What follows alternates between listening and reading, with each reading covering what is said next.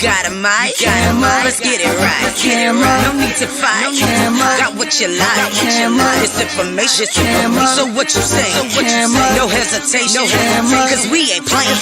Cam up with Sonetta, stand tall, bring a full measure. Speaking out, see who's clever, acting crazy, he gon' check it. Scholar scenes on all sides, infowars like Columbine. Interviews, they gon' shine, no arguments from both sides. Use your voice, let the truth out. Tell your story, say what you about. We not worried, don't need clout. Ain't no hurry, we can reroute. Questions answered with no lies. Questions answered in a short time. Professor Loyalty, choose sides. Reppin' royalty, I'm a new line. Come together, stand tough. Put your hands up. If you got a camera, go ahead and cam up. Ain't no need to slander. Show your face, cam up. If you need an answer, go ahead and cam up. When NapahShadah, affirmation, we the entourage. No exaggeration, time to park the car. If the Lord willing, inshallah, we gon' speak the truth. Teach the youth, hands up, it's time to reach the roof. With Dr. Reggie at the Zodiac, cam up, we gon' heat the booth. Shahrazad Ali is back, Shaka almost on attack. We just glad that Jabari came back with all the facts. We too conscious for y'all tag. Add it up, what you think about that? Other channels try to divide us, better get behind us. Who gave you the math? Come together, stand tough. Put your hands up. If you got a camera, go ahead and cam up. Ain't no need to slander. Show your face, cam up. If you need an answer, go ahead and cam up. You got a mic, let's get it right. No need to fight, got what you like. It's information, so what you say? No hesitation, cause we ain't playing. You got a mic, let's get it right. No need to fight, got what you like. It's information, so what you say? No hesitation, cause we ain't playing.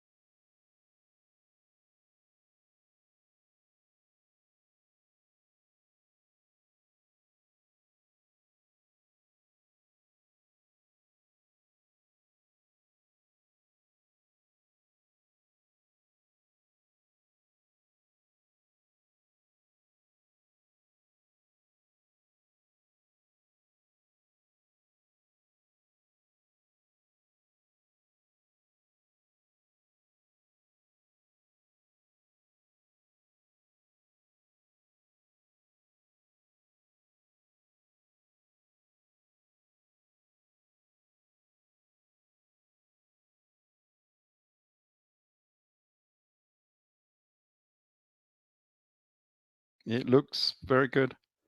Sorry, Napah, you're muted. Now we can hear you. I did like a 5-minute intro, and thank you. I'll start over. But I have you on here. So let me start over. This is live television, so it's okay. Peace, assalamu alaikum, hotep, namaste, jumbo, ashe. Shalom, all the greetings of love and light to the darkest minds of the light. I'm NapahShadah. I said a lot. I told you so much about in the intro, our guest, as far as, you know, him being an author. But I'm not going to go over it again. We'll just, since he's here, we're going to talk to Ralph Ellis right now because he is ready to go. He's going to share some information about himself this time. We know a lot about what you've written, dozens of books. We know that you are phenomenal when it comes to just connecting those missing pieces as far as what we see in the book, in the Bible, as people say it's myth, but then you show us something in history that, wow, it's actually, there's some truth to it. It's historical. Now, before we get started, I want to say thank you for being here. God, my intro was a lot better than this, but that's okay. The muted intro is always better. I want to tell everybody in the audience, thank you for being here. Please hit the like button. Please hit the like button as you come in, or if you're already in, go back and hit it. How are you, Ralph? How are you doing? Very well. Good to be back on your show, Napah. Wonderful. Now, let's start with the man, Ralph Ellis. Before you became this remarkable researcher and code breaker, tell us a little bit about your beginnings as a child. Can we talk a little bit about your childhood? This is like as far as spirituality goes, though, your religious background. Yes. Well, I've never been a very spiritual person, but my interest started very young because my father used to take us around all of the cathedrals of Britain, and when we went abroad into Europe as well. So we had a good basis in history and little bits of theology. My father wasn't terribly religious, but he did like the architecture of the cathedrals and the history of the cathedrals. And he did study the Bible, but by the looks of it, because he never talked about it, mostly I think from an agnostic sort of point of view. He used to put lots of little questions in the margins of his Bible, asking this, asking that. I myself have never been religious. I became what I normally call a Gnostic atheist at about the age of 7. Oh, 7? Because, Kind of yeah, young to make that decision. yes, I had What was a, it? What pushed you over? Santa Claus isn't real, or what? What happened? you've got it. That's the nail on the head. Yeah, I Is it had a really? flash of inspiration on the road to Damascus, which was Santa Claus, because age 7, my parents told me that Santa Claus did not exist. Are you serious? So I was right. It really was that. That Yeah, was a it catalyst. really was that. I was Oh furious wow! with them that they had lied to me all of this time. And I made That's the immediate connection between the wow. Santa Claus story and the gospel story. If parents and teachers, because obviously we were getting this at school as well, if parents and teachers can tell you lies, then how many lies can they tell? What else is a lie? Who do we trust? And that's become an overriding aspect of my life, I suppose, that you can't necessarily trust those in charge. Wow. You know what though, Ralph? I'm going to tell you. When my son was 5, his father and I were telling him Santa Claus was real. We were putting up all kinds of facades, the costumes, everything. And we sat down one day. His dad and I sat down and said, "What are we going to do?" It hit us about the lie. We were like, "What are we going to do? Yes. This lie, it's really big." And but we were lucky because he came to us and he said, "Mommy, how can Santa Claus be real? He's not." And he was like, he was breaking the news to us, like, "I'm sorry to let you know." So I was like, phew, we didn't have to tell him that we've been lying to him. So no, it sounds funny, but it really was a heavy thing in my heart. Like, I'm gonna have to tell my child that I've been lying. Mm. So wow, that's really interesting that you Yeah, it's a big disappointment because when you're young, your parents are gods incarnate. They exactly. know everything. They can do Exactly. everything. Yeah. They can do no wrong. You're just a child looking up at this enormous great parent, Wow. and suddenly you find the parent has been lying to you. But not only the parent, but the teachers at school and the headmistress The and God whole knows world. You're sitting the on whole his lap world has been taking lying. pictures. So yeah, sort of age 7, I thought, well, how many lies are there out there? And I remember sitting in assembly, because in those days, I don't know if you do this in America still, we used to have a religious assembly each morning. So we used to have to, the whole school go into the assembly hall, and we would have maybe Bible readings. We would sing um, a few carols or songs or whatever, and they would give the order of the day, what was going to happen in the school as well. So it was a complete assembly to tell you what was going on. But essentially, it was actually a religious assembly as well. So you would actually sing prayers and whatever. And you were supposed to bow down before God, as it were, when they were giving the Bible reading or saying the Lord's Prayer or whatever it happened to be, you had to bow down. And so I refused to. So I was sort of in the mid to the back of the hall, and I was fairly tall. So there was this enormous room of bowed heads, probably 200 children or something, except for my head sticking up. How old were you? 7. See, we have a Maybe similar 8. story there too. Yeah, I I've was always been fairly terrified. tall. But you know what? I was terrified. The nuns. We didn't want to pray to Mary, but my mom said, "Just move your mouth like." And they caught me one day, so I get it. But go on. Yes, well, so there was just 2 heads that were up in the room at the time. There was myself and the headmistress on the stage, and she glared at me, and I sort of glared back, knowing full well, even at that age, that she couldn't say anything, because the religious service was in progress, and there was all these people in the assembly room, so she couldn't really make a fuss. But we sort of locked eyes, and I thought, well, you're the only other person who's not got their head down praying to God, and you're the headmistress.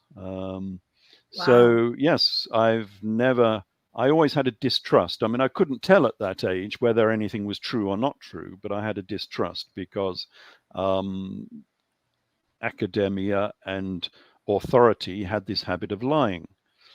So I took that when I got into what we call junior school. Junior school is from 7 to 11, I think it is. So yes, so I would have had to have been 7 years old in the infant school when that happened in the assembly hall. And then I went to junior school, which was actually a different school. So you have to move to a different school. And we had then, it was a religious school again. It was a Church of England. So we had priests as teachers, and they used to engage people in topics of, the New Testament. And then we had Sunday school as well. And I became fairly good at sparring with the Sunday school teachers. Oh, wow. Because I found out fairly soon that they didn't know what they were talking about. Because I had a problem at junior school with being this sort of proto-atheist, because I didn't know what I was at that point. And people would say, well, do you believe, I'd be sort of 8 or 9 years old at that time. And I would say no. And they say, why don't you? Well, I didn't know. And so the only way I could really find out was to read the text myself. So I actually set to and started reading some of these texts that they were talking about, and the Sunday school teacher was talking about, etc. And so I actually understood what it was actually talking about. And then I found out that the Sunday school teacher didn't know what he was talking about whatsoever. And I found it fairly easy to trip these people up and give the alternative view, and then watch them. 9 years old. Yes, and watch them splutter because they didn't have an answer. It was good fun. It was just something that I suppose it gave me a little bit of pleasure that I knew something that the adults didn't. Yes, the adults in the room were not as all powerful as I expected when I was younger. And it continued from there. So the first chapter for one of my books I wrote when I was 14. Of course, it never got into a book because I wasn't writing at that point. But I actually set out this essay, which was based on the crucifixion and the various people who were claimed to be at the crucifixion. Because I don't know if you know, there's a big muddle where everybody is called Mary, at the crucifixion. Everyone's called Mary in the Gnostics. Are you talking about Gnostic text? No, just in the normal New Testament. There's about 4 or 5 different Marys all. Yes, I get what you're saying. There's at the when crucifixion. You said everybody, I thought right. And it was quite obvious, even at that stage, that there has been some duplication. That some of the names are duplicated. That some of these people were. You can conflate them into one person. So I did a sort of an analysis of who these people might be. And at what age? Trying to This would have been 14. Oh, wow. You did mention 14 is when you got started into your real work. Yeah. Okay. Oh, wow. And so I had quite an interest at that stage. But obviously, you're young, you're doing other things, you're doing sports, you can't dedicate a lot of time to it. And it was only a side issue, really, Excuse me. until. You told me to hold Yep, my go ahead. finger up, but you're not looking. Yes, sorry, I was looking elsewhere. It's okay. No, I love that you're sharing this. But what about your parents? Because they were believers. How did they react to their young child rejecting the thought of a God? Yeah, but my parents were Church of England believers, and this is something that Americans probably can't understand.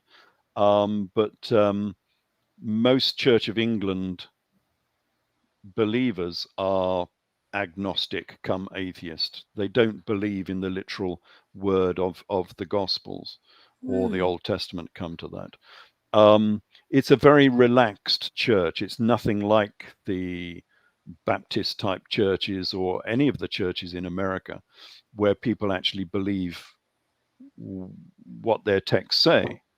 The majority of Britons in the Church of England don't believe virtually any of it. They might believe in the morality or something of that nature, how to be a good person, but in the literal word of the text, they don't believe any of it. They did a wonderful survey when I was younger of C of E, Church of England priests. And it turned out that I think it was 40% of C of E priests didn't believe in God. 40%. Oh, wow. And that's priests.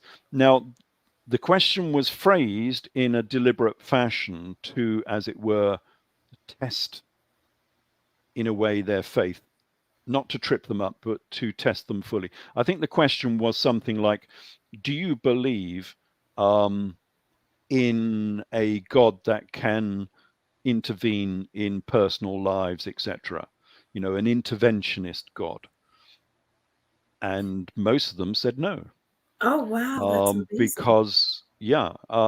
Because they're too rationalist. I mean, we've been a sort of secular society in Britain for ever since the Reformation, so like 400 or 500 years, in which you don't actually believe the literal word of the Gospels.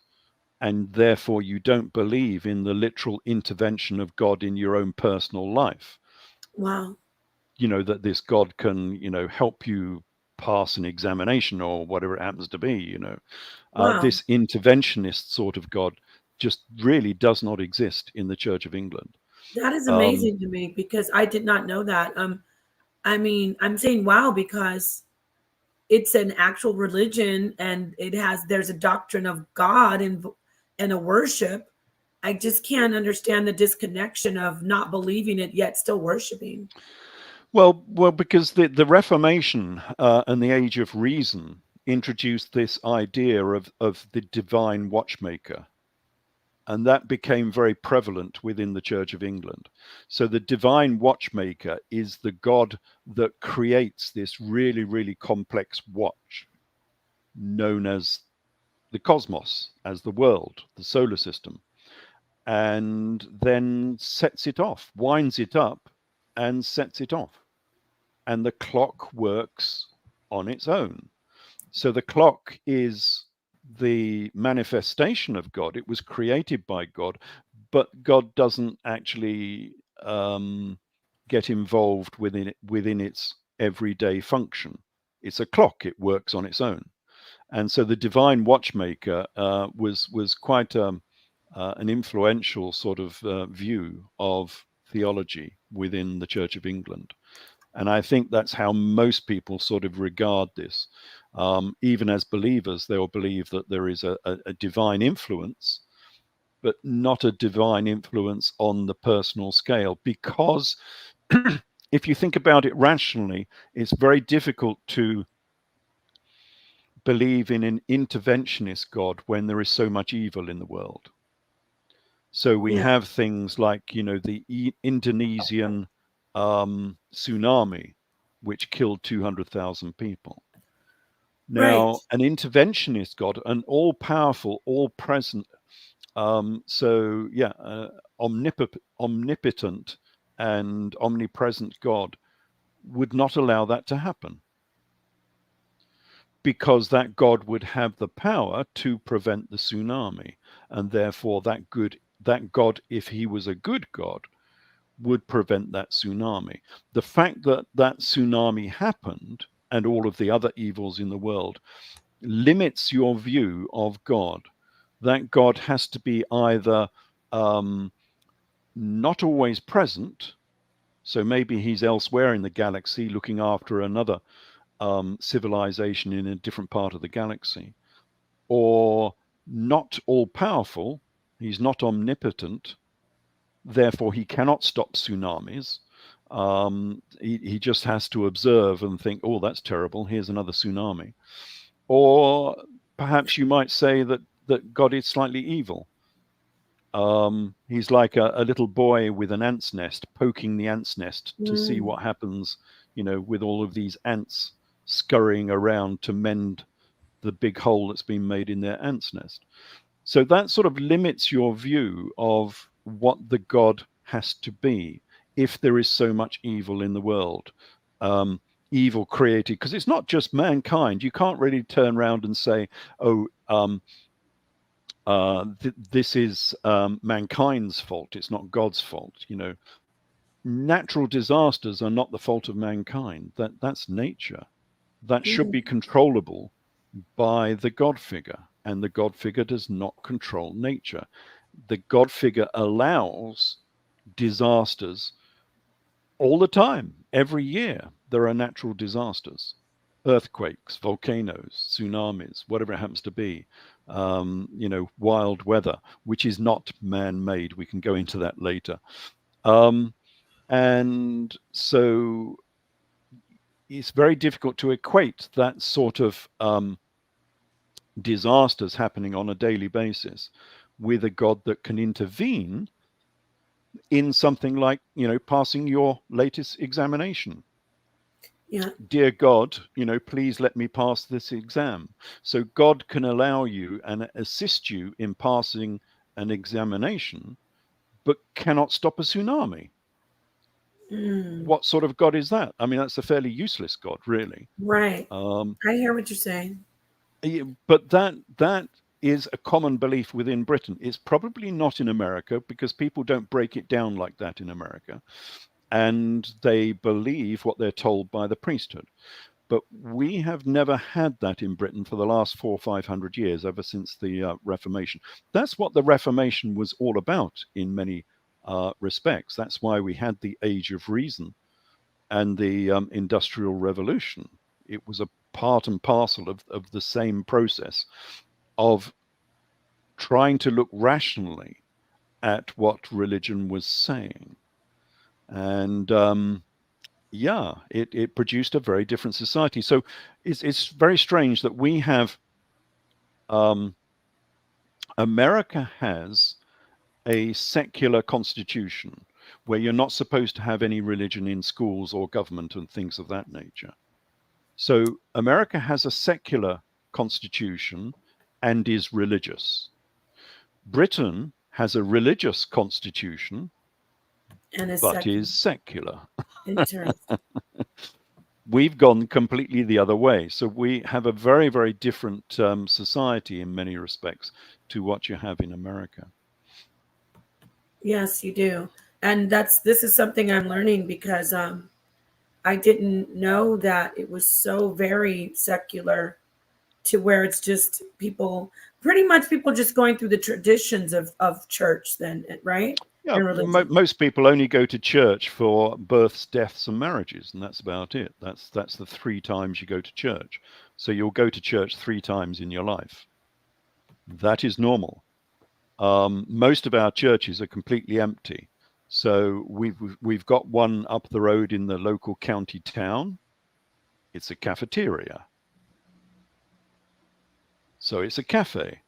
Now, at 6 o'clock in the evening, they might hold a service, but it's a cafe. People go there to get tea and cakes. They don't Wow. go there to pray to God. And that's quite common. That one is still active. And that's a Catholic church, would you believe? That's a Catholic church. Some of the other ones have just closed down completely. So they don't hold any services whatsoever. They just are a cafe or whatever happens to be. Some of them are turned into normal shops or whatever. Some of them are turned into businesses because, you know, it's a nice big premises you can use for your business. So most of our churches are pretty much not functioning as churches. The only way that the Church of England functions in Britain, well, there's two reasons why churches still function. The Church of England still functions because it was bequeathed enormous lumps of land 800 years ago.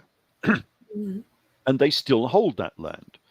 And some of that land now is very, very valuable. You imagine great lumps of London, and you still own the freehold on that land, and you can still get the rent from all of the properties built on it.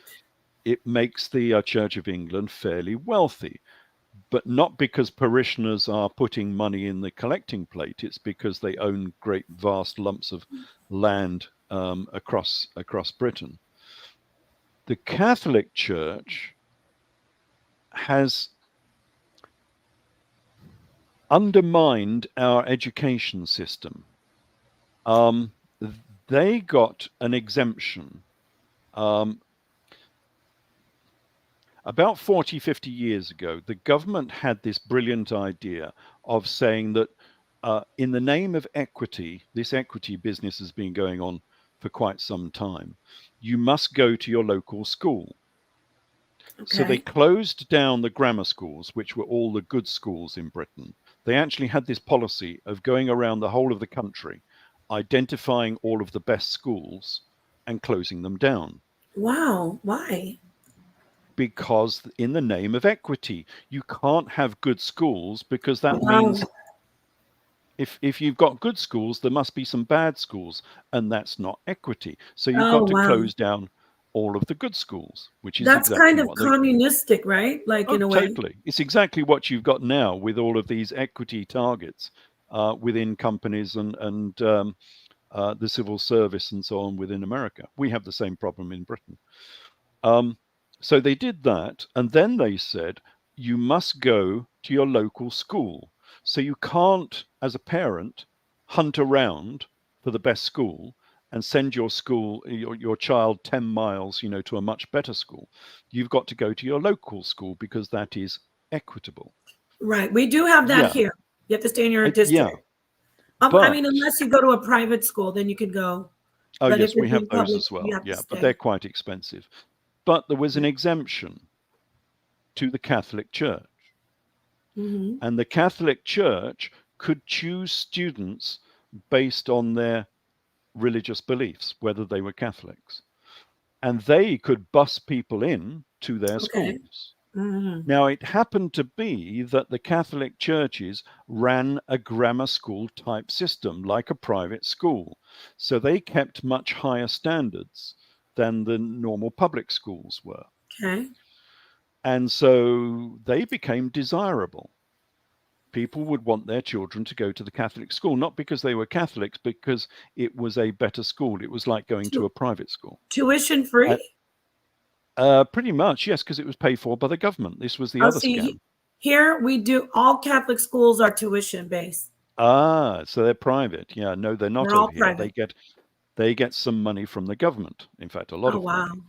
So people started saying that they were Catholic, not because they were Catholic, but to get their children into the Catholic school. And as a requirement for that, you must have visited the Catholic Church and gone to service, on Sunday. Same here. At least. You have to be a part of the diocese. Same here. Yes. Well, yes, not only a part of the diocese, but you must have attended church. You have to show that you've tithed a few times. Yeah. So, yeah. So they are pretend Catholics. Only to get their children it's like they're buying kind of like the indulgences. because Yeah, it they're is. buying It their is. way. It's buying your way into a Catholic school. And people will do this all the time. And Wow. so it looks like the Catholic Church is actually doing quite well, but it's not. It's a scam. And the government should really close that scam. They should not be, well, like in America, like you were saying, they shouldn't be funding these schools when they are discriminating, when the whole point of the education um, program in Britain was for non-discrimination, and yet church schools can discriminate. Right. Now, Only difference the here, Ralph, is that they're private, so they don't get any funding from the government. So they, you know what I'm saying? But yeah, that's definitely um wrong. It's what's going on there. it is, yeah, They should make them private. The government should not give yes, them any more funding. they should, but they get large amounts of funding, so that for pretty much all of the students, it's free education, so they don't have to pay for it. Wow, that's Um, awesome. yeah, but not for everybody else, because everybody else who's not doing this, who cannot lie to themselves and to the Yeah. church that they're really Catholic, which is what these people are doing. To honest people who wish to be honest, you're now penalized because you don't get a good school. And Wow. that shouldn't be happening. So, yeah, apart from that, the church is pretty much dead within Britain.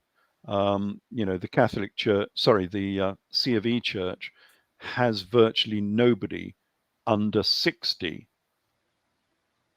in its churches. The reason the older people go is as you get older, you have less things to do. We call them Derby and Jones clubs in Britain. You want a social club for old people. That's what old people want, because they've got a lot of time on their hands and they want a few friends and whatever. And so the C of E Church has become the local social club for pensioners. And that's why they go. They don't go because they believe in God or they want to pray or anything of that nature. They go because it's a social club, Right. and the social club meets on a Wednesday and a Sunday and whatever. So yes, the normal churches in Britain are on their knees, basically. The only Wow. church that is still operational now and growing is the Muslim church, because they are still believers. And I don't know, it's indoctrination or whatever, but they are fully indoctrinated into their belief system. Right. And so they will be continuing going to church, putting money in the collecting plate, building ever bigger mosques and so on, for whatever reason. But that's the only flourishing church we have in Britain, really. I suppose on a secondary basis, maybe the Hindu church is fairly big in certain parts of Britain. The Mm. Hindus still tend to go to church, but not on the same rate as the Muslims do. Oh, the Muslims are very radical. Yeah. I would like for you to go back to. I'd love the way you give us the information, because I'm learning. You know, I had no idea that it was like that in the UK.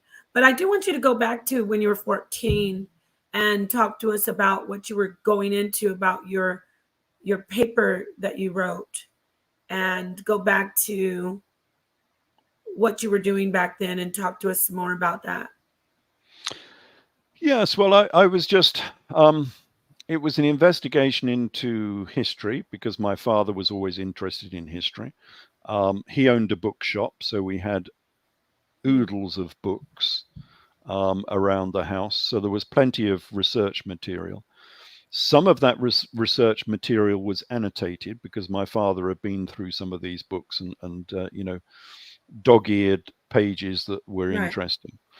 Although he never did anything in terms of writing anything down. He did write a few sort of diaries with his observations of religion and history. which were interesting. But he kept them mostly to himself. We didn't really find most of this stuff until after he died. He sort of kept it all to himself. Wow. So it was really an investigation into the history of religion, because religion was still important. I mean, it's even less now than it was then. So I'm talking like 50 years ago now. And religion was still fairly important in people's lives. You know, people would talk about it much more. It would be on television much more. And you would see, I mean, myself as a teenager, you would see large numbers of people bowing down, supplicating themselves to this unknown deity.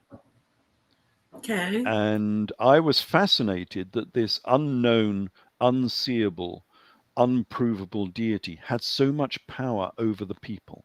Mm. Someone at the front of the cathedral or whatever it was could actually say, pray, bow down, and all of these people would bow down. I thought that was fascinating, Wow. that one person could have so much power over all of these people just by saying there was an invisible God, and people would believe it. It was a part of, you know, it was an investigation into mind control more than anything else, as well as history. At 14, that's great. That's very remarkable. Well, yes. I mean, I was interested in lots of things at that time. You know, I loved engineering and things of that nature, pulling motorcycles apart, you know, all that sort of stuff, playing football as one does as a youngster.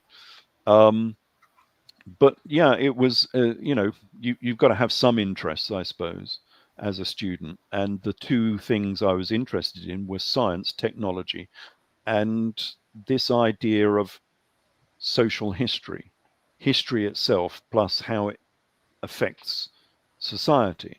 You know, Right. I was interested in the Roman Empire, how that controlled society and made new societies.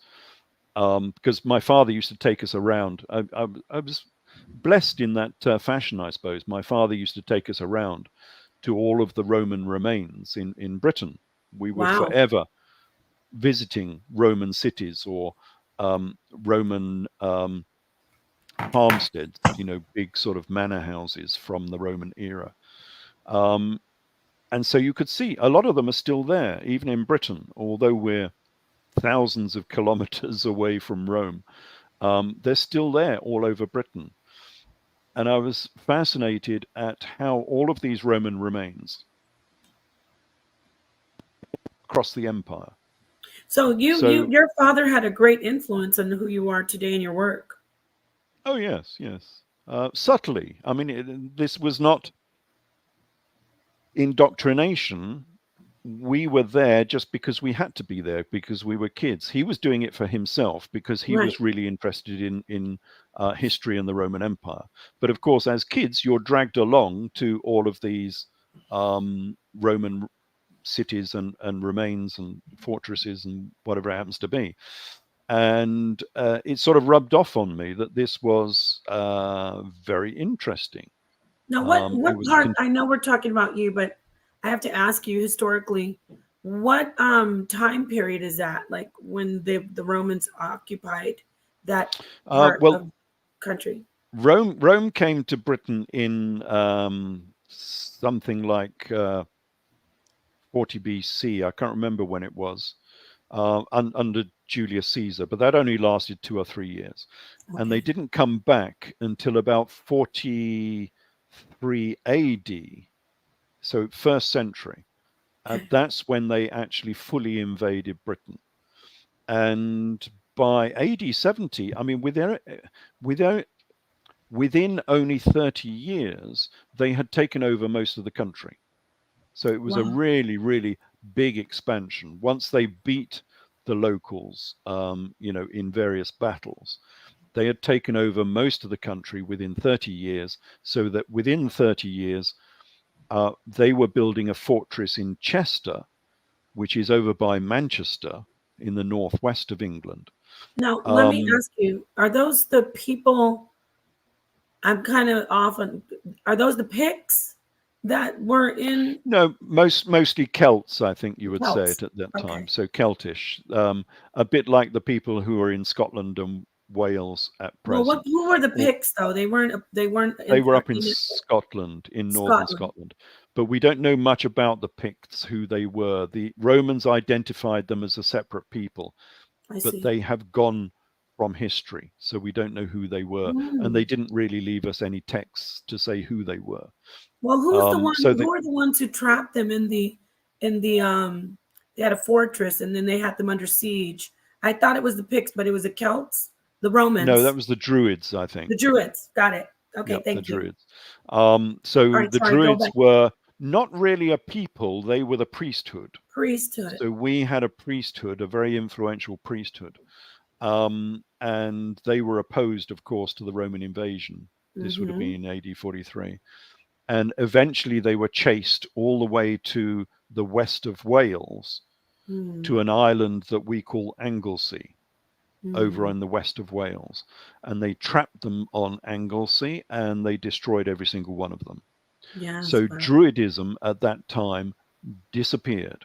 So we don't really know much about Druidism. We think that Druidism was connected to the megaliths, like Yes. Stonehenge and Stonehenge. Avebury and those sort of places, that these were the priesthood who managed those sort of religious sites. Mm. But since they were wiped out, we don't really know much about them. And this was only in the early AD 60s. It ties in very well with my New Testament work that I've been doing, because the Romans did the same, although very slightly differently, to the Jews in To the Judea, Jews. Yeah. just like 6 or 8 years later in AD 70, when they Mm-hmm. destroyed the temple in Jerusalem. Mm-hmm. That was sort of connected in a fashion, because the destruction of the Druids caused a civil revolt in Britain. And Mm. that revolt, the Iceni revolt, destroyed 5 or 6 Roman cities in Britain. Mm. So I think the Romans learnt from that simply destroying a people doesn't always work, and perhaps you need to have a better technique of overtaking a population. And so when they did the same in Judea, they used propaganda as much as they did use force. So although they used force to destroy Jerusalem, they employed propaganda, and what they wanted was because they were fighting against Messianic Judaism, the revolutionary form of Judaism. What they wanted was a Rome friendly form of Judaism that was not messianic, that was not warlike, who would Mm. be friendly and peaceable towards Rome. And that's what they created. And we call that alternative religion Christianity. Simple. You It call was it a simple Judaism too. simple Judaism, yeah. It was created by Rome, and we can go through this in the Edessa talk when we talk about the Definitely. New Let's Testament. get back to you. And you're so interesting. I Yeah. want to get back to you and your father taking you, and that's sparking you on your journey. So getting to that paper. We want to get to that paper. I want to know Yeah, well, the where is the interesting paper? thing, yeah, Where is no, just before we get there, the interesting thing to me was going around these Roman remains in Britain, right? is that they were the same, and we had books on this, of course. Mhm. They were the same. So the city, like in Shropshire, there's a big Roman city there. Most of it's gone, of course, but the reconstructions of it, you can see that this city was the same as a city in Syria or North Africa, in Tunisia or Algeria, or in the Balkans or whatever. It was the same city with the same layout, the same housing, the same everything, the same temples. And so here we have a Roman Empire which was providing conformity, social and sort of religious conformity across the whole of Greater Europe, all the way from Britannia, all the way down to Syria, on the borders of Mesopotamia. And that was 2,000 years ago, before the car, before the aeroplane, before the Internet. the powered ship. And they were doing this 2,000 years ago. I mean, that to me was utterly fascinating, that you could hold together a society across such a large expanse of land, and you could even have a postal system which would take a letter. So you in Chester, which had been formerly, just the wilds in the middle of nowhere, with a few tribes there, but now in the AD 70s and 80s, you could write a letter in Chester, and you could write back to your parents in Syria, and it would get there in 6 weeks. Do you think they modeled all of that off of the ancient Kemetic systems of like the way they infrastructure was? I think it was more organized than Egypt. Oh, really? Egypt was fantastic on its temples and its construction and everything else, but you don't see the great road layouts in Egypt and its surrounding nations around Egypt. They had a few large projects where they tried to make a canal from the Red Sea up to the Mediterranean and so on. We're not quite sure if that was ever completed, but they did try and make a canal. But we don't see the organization within Egypt that you do within the Roman Empire. And the Egyptian society never made an army that could actually police it and enforce it. The key item, which gets a lot of complaints in the modern era, because I think many people in the modern era are fantasists and think that everybody is nice and good and the world is made of rainbows and unicorn farts and so on. And the world is not like that. If you're creating something, you've got to be able to maintain it. You've got to be able to police it, because it will have a tendency to fall apart. That's the way of the world. And so you need a very good civil service, a very good form of authority and control to actually maintain that empire. So it's not just specifying that all of the towns will look the same all the way from Syria to England.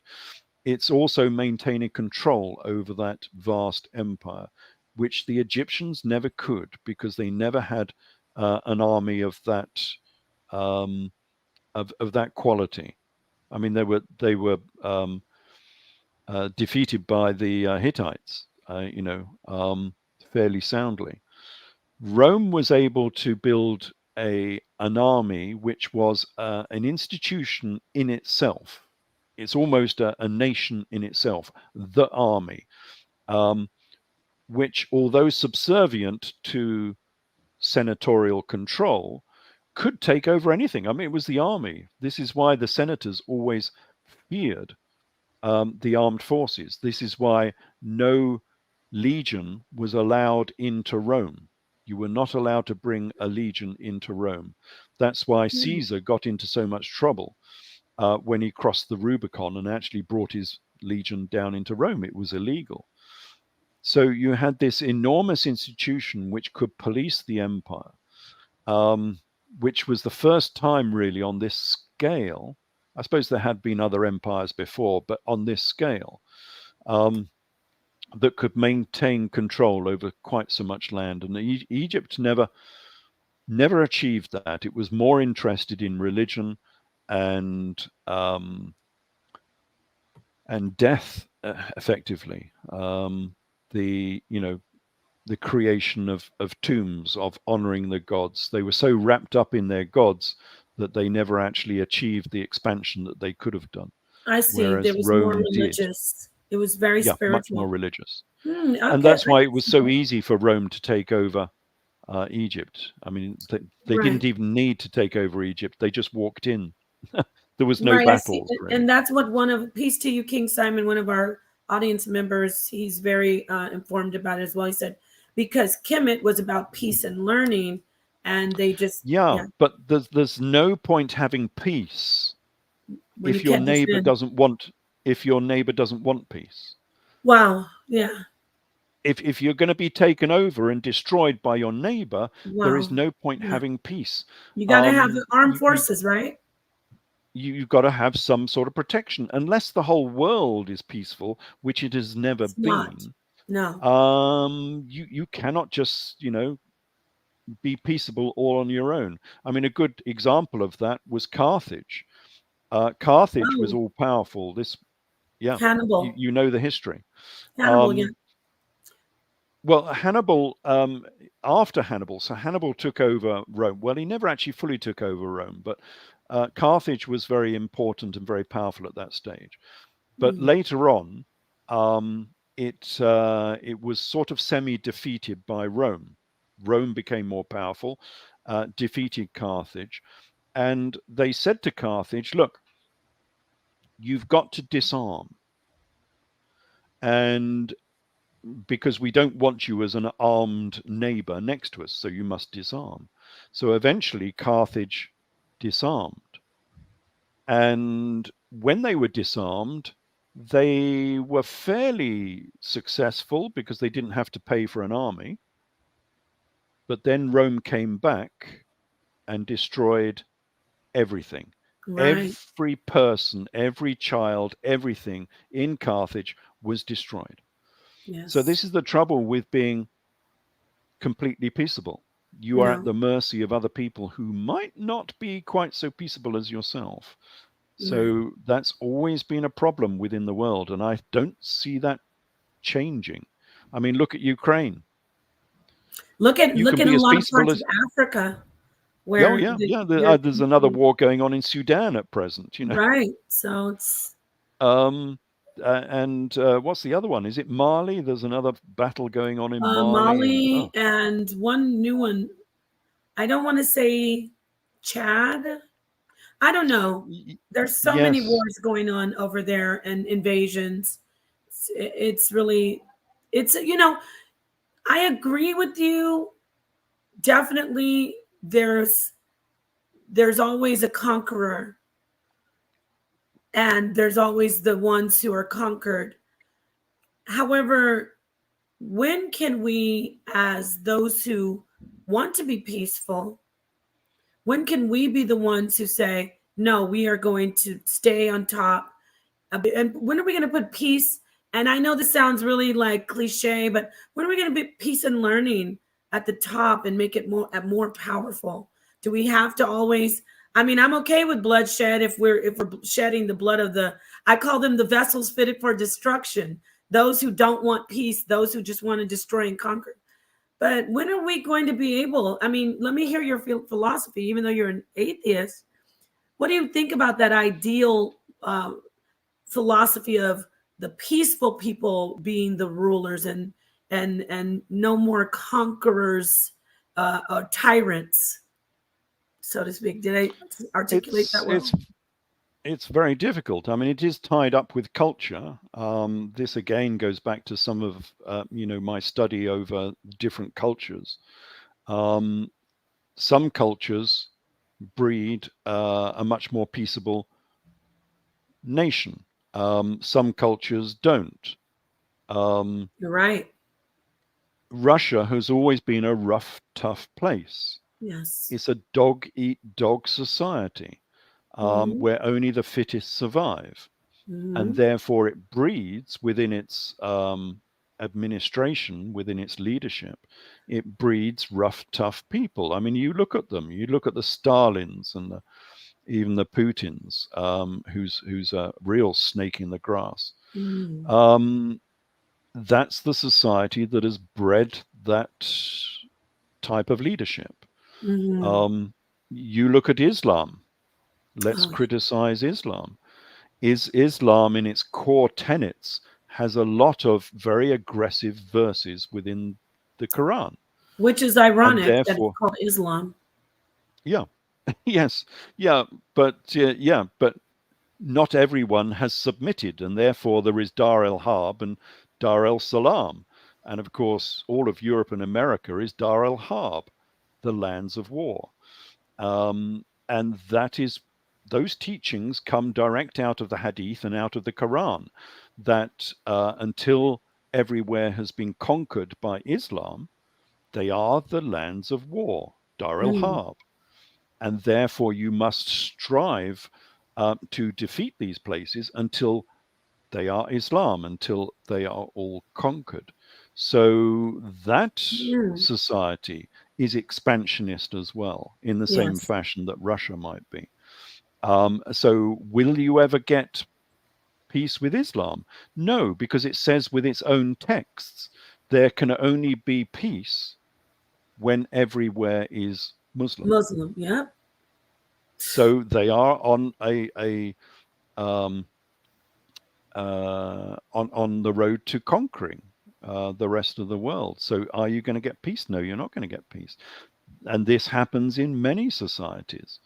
And that's why we get these conflicts. So Well, are we going to get peace in the world? Not in the let, near future.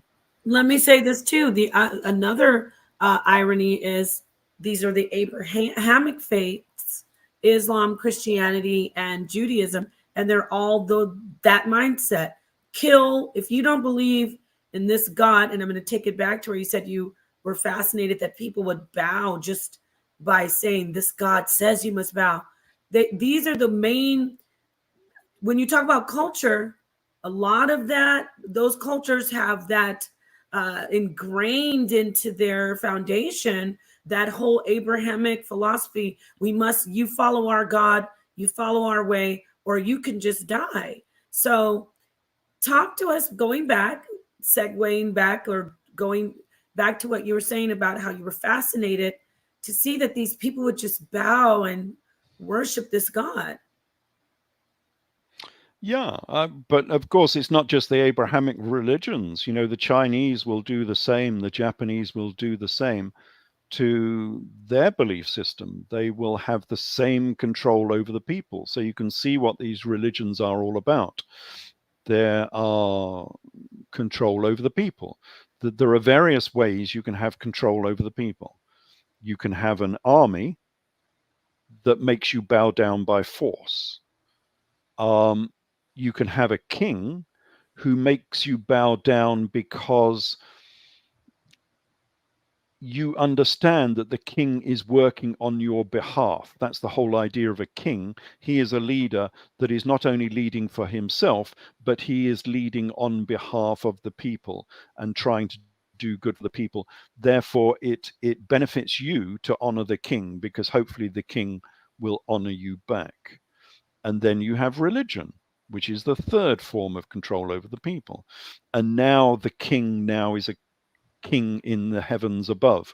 He is the ultimate king. He is the God above.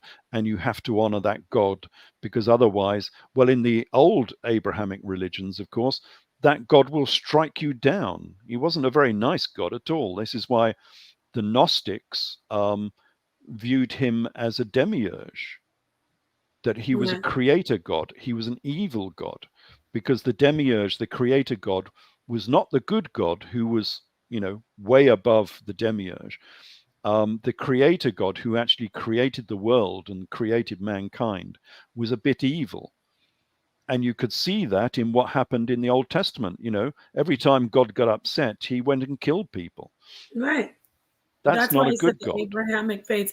I mean, I know you said Yeah. that the Asian ones, religion like Hinduism, Shintoism, and Buddhism. I don't really see them saying we'll kill you if you don't worship the way.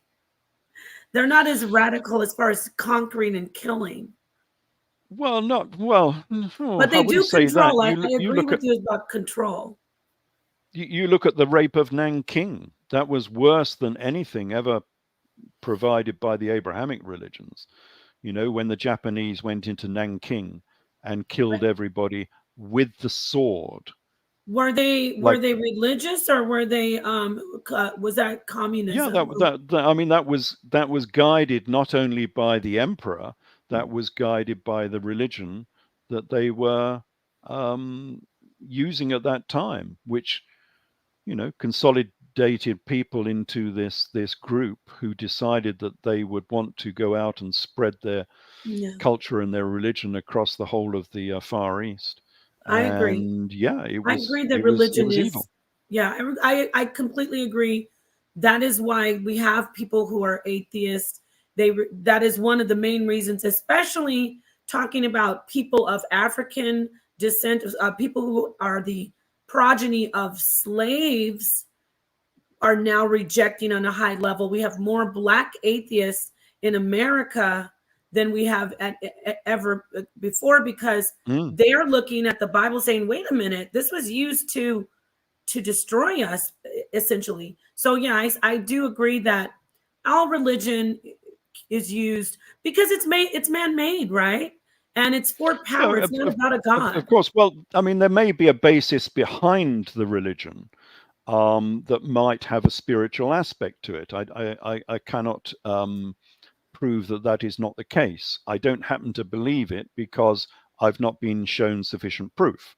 But Mm, there could be, you might say, a divine watchmaker who has put the world into motion and mm, then let us go off on um, our own volition to actually make our world as we see fit. mm. The scientist looking over the ant nest, you know, So not you aren't actually an atheist. interfering. Yeah, not actually interfering in what the ants are doing, but observing what the ants are doing, how they More make like a their deist. You're society. more like a deist. Yeah, well, no, I'm more of an atheist, but I don't discount the possibility that there Okay, could be a deity somewhere. I see. Um, but no, essentially, I'm an atheist because no one's given me any proof that there would be a What kind of proof divine would you being. need? I mean, after you're the code breaker, what you've gone into the Bible and said, "Wow, these stories are basically real." So if that can't help you with proof, like what could we? How could we prove God to Ralph Ellis? Well, it depends what you mean by God. When I became a Freemason, I had Okay, to declare that there was a su- superior being. okay, That's a part of becoming a Freemason. But as an atheist, and many atheists do join Freemasonry, I became a Freemason anyway, because there is a way around this particular question. mm, And the question becomes, is there a superior being? Well, yes, of course there could be. mm. We call them aliens. Okay, Um, if you ask within science, to any scientist, any decent scientist, is there the possibility of intelligent life elsewhere in the universe? Of course, the answer from 99% of scientists will be yes, of course, there is a chance that there is a superior intelligence elsewhere in the universe. The question then becomes, is there any evidence that superior civilization has ever come to Earth? That is the thing that is much more difficult to actually prove. And that's when we come into the inexplicable megalithic projects around the world, where yes, if it happens to be Cusco or the pyramids or Stonehenge or whatever, and we have all of these megaliths, which are difficult to explain in the technology they use to actually create them. And they are also difficult to explain in the mathematics they used to actually design them. So I right. don't know if you know, but all of these, well, certainly the pyramids of Giza are all mathematical. And they're aligned with the cosmos too, with the Yeah, astronomy. They're aligned with the stars. and they are on specific lines of latitude Yeah, and so on. it's So amazing. Giza is on the 30-degree north. The Great Wow. Pyramid is a pi pyramid. It's based on the mathematical um, constant of pi. Hmm. The second pyramid is based on the 3, 4, 5 Pythagorean triangle. Pythagorean, yes. The red pyramid is based on because that's an easy one to get, but the red pyramid is based on the 20, 21, 29 Pythagorean triangle. So how did they know of that? That means they must have understood the theorem of Pythagoras back in 5,000 BC, 5,000 years ago, whenever they were made, maybe even longer ago than that. And then in my sort of speculative book, which was called Thoth, Architect of the Universe, I sort of demonstrated that a lot of these megaliths contained maps. And the easiest one to sort of think of, actually, I suppose I could actually bring up For some sure. images. Yes, you can. Go ahead. Yeah, because the easiest one to think of, while I'm just looking for these images, is Stonehenge. It's not Stonehenge, Avebury. I don't know if you know Avebury. Is that with Avebury the is just mounds of down the road. Hercules?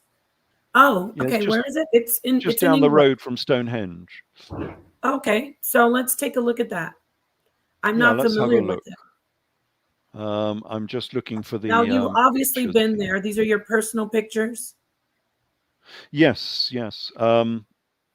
Even the one from above, because I went there and I flew over the top of it, of course. Oh, yes. We got to talk about you as a pilot. Yes. This is a Renaissance man, and I'm being serious. He's also a professional licensed pilot. Commercial pilot, yes. Commercial pilot. But now you're retired, though, so now you can speak on it. Yes, that's right. Of the big jets, I used to fly the big jets. Yeah, The 747s? Oh no, not that big. Only 737. Oh, 737s. Well, I think that's mostly now. A lot of the commercial airlines are doing 737s. Right? Yeah, it's probably the most popular aircraft, I think, in commercial aviation. Awesome. There's an image for you. That's a nice image, isn't it? That is That's beautiful. I love it. That's not mine. That was someone else's image. I was going to say, you got some photography skills too. That's the trouble when you visit these places. You might visit on a day when it's raining or something like that, and so your images aren't always the best. Right. So this was the book, Thoth, Architect of the Universe. Yes, one of your which was followed by K2, Quest of the Gods. Now these are very esoteric, and I don't normally. I normally keep these separate from my religious work, because this is going out on a limb, and I fully acknowledge that I'm going out on a limb with these things. Ralph, we don't say out on a limb over here. We say jumping out the window. Okay. Jumping out the window. Yeah. This is jumping out the window of a 30-story building. I know that's right up my alley, because I'm always jumping out windows, but go on. It's speculative, but it's just the data. And you can't argue with the data. All you can do is say, well, is my interpretation of this data correct or not correct? So when I flew over Avebury, which is the biggest henge in the world. So a henge is a ditch and ring sort of arrangement, normally with stones in a big circle. This is the biggest one in the world. This is 450 yards across. I mean, it's enormous. It's even got a village inside it. So it's bigger than Stonehenge. I do not know about this. Oh yeah, much bigger, and it's much better actually. If you happen to be visiting, it's much better to visit than Stonehenge. Is it like a labyrinth? Stonehenge. Well, Stonehenge is quite small, and you're not allowed to go in it. It's all cordoned off. You have to walk around the outside. No, Avebury. Whereas Avebury. Go ahead. Avebury, yes, you can just walk around the inside. So it's okay. It's wow, available. I'd love to see that. But when you look at it from above, to me, it looked like this.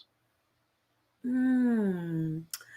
So this is Avebury on the left side, which is this big ditch and ring, and you can see all of the stones, all of the dots are stones around in a circle.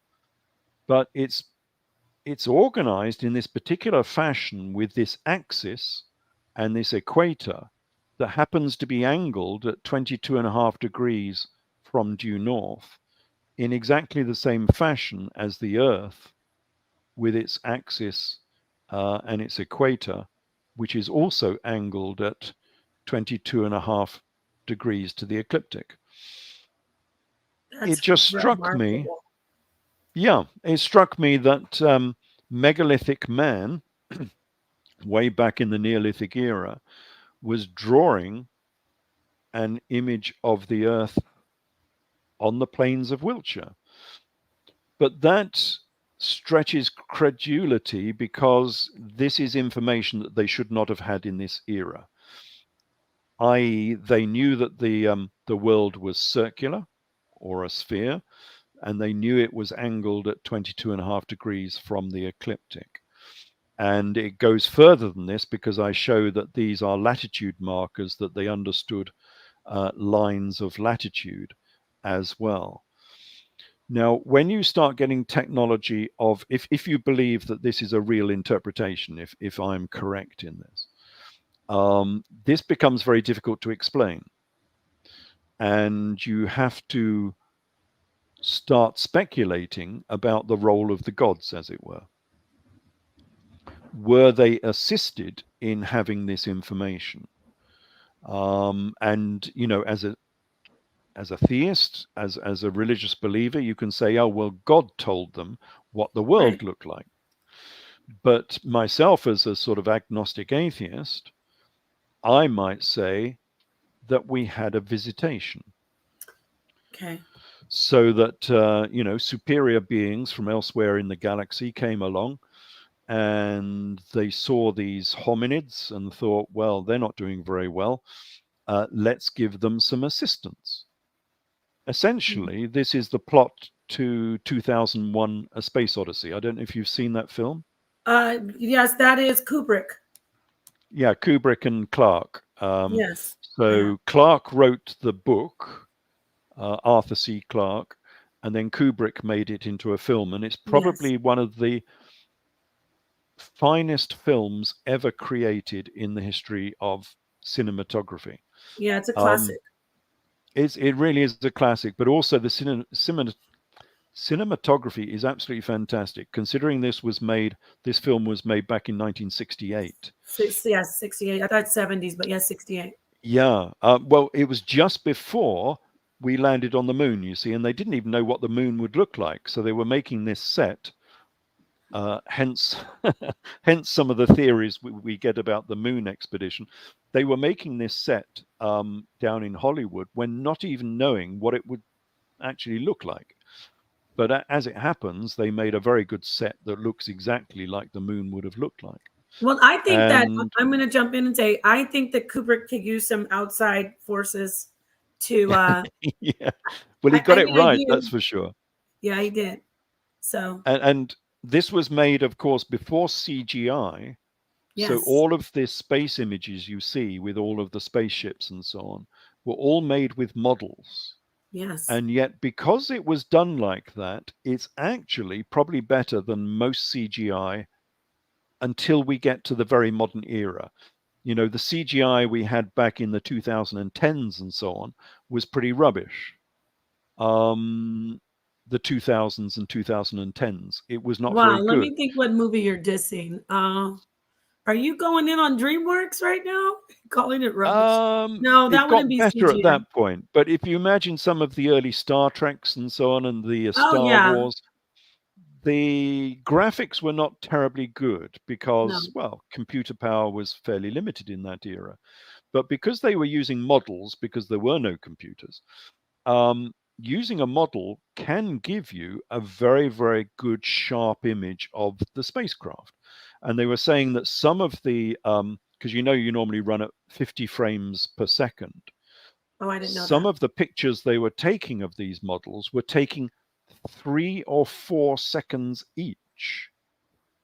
So you can imagine how long it was taking to film a particular scene when each frame of the picture was taking 4 seconds to get the clarity on your image.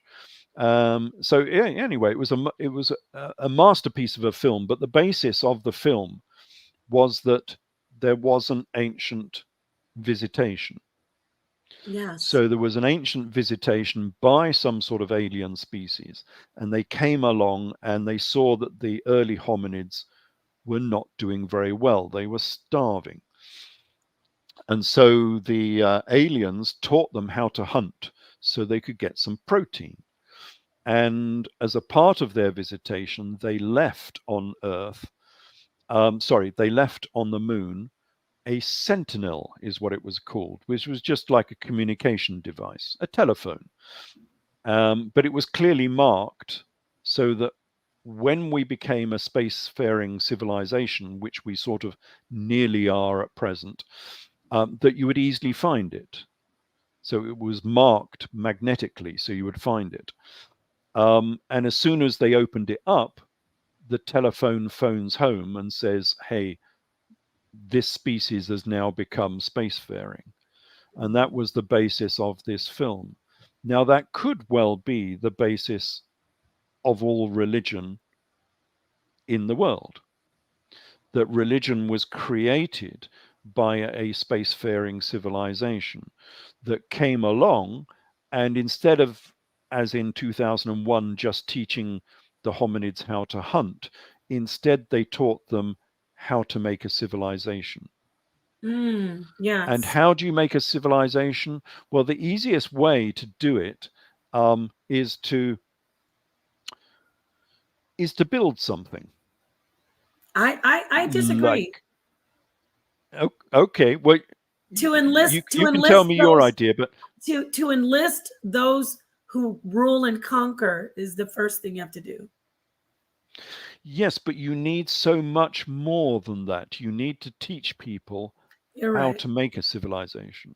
Right. And so if you make something like making this Avebury or like making Giza, in order to make these monuments, you must have every element of a civilization. You must have the farmers to make sufficient food. Mm-hmm. You must have the stonemasons to cut the materials. You must have the designer to design the construction you're going to make. You need the overseers who are actually going to oversee the project and make sure it's built correctly as per the plans. You need transport because all of these stones need to be transported from somewhere. You need everything, everything you can imagine for a civilization has to be present before you can make a construction of this size. And so when you've finished the construction itself is irrelevant. You might as well just be digging holes and filling them back in again. But once you've made this construction, you've also made a civilization, because of course you need a controlling authority which is going to control the people and tell them what to do. You've got to do this, you've got to do that. You need an aristocracy, you need a king, you need a priesthood. You need all of those elements of society in order to build one of these projects. And so when you get to the end of that project in, say, 50 years, however long it takes to make this project, suddenly your hominid has become a civilization. Because again, you need a group of people. You can't have hominids spread all over the country. You need a concentrated group of people who can make this project, i.e., you need a city. And therefore you need the design of a city. You need housing, you need water, you need sanitation, you need, everything sort of comes together having made one of these projects. A society. And it's called a society. You're right. And I think possibility is that this is how these megalithic monuments were created. It's how civilization arrived. It's how religion arrived, because of course religion would regard these extraterrestrials as being gods from the sky, because that's where they came from. They came from the space, they came from skies. They were a people, or who knows what they looked like, who were different from us, who had abilities that we could not even dream of. And so therefore they were all powerful.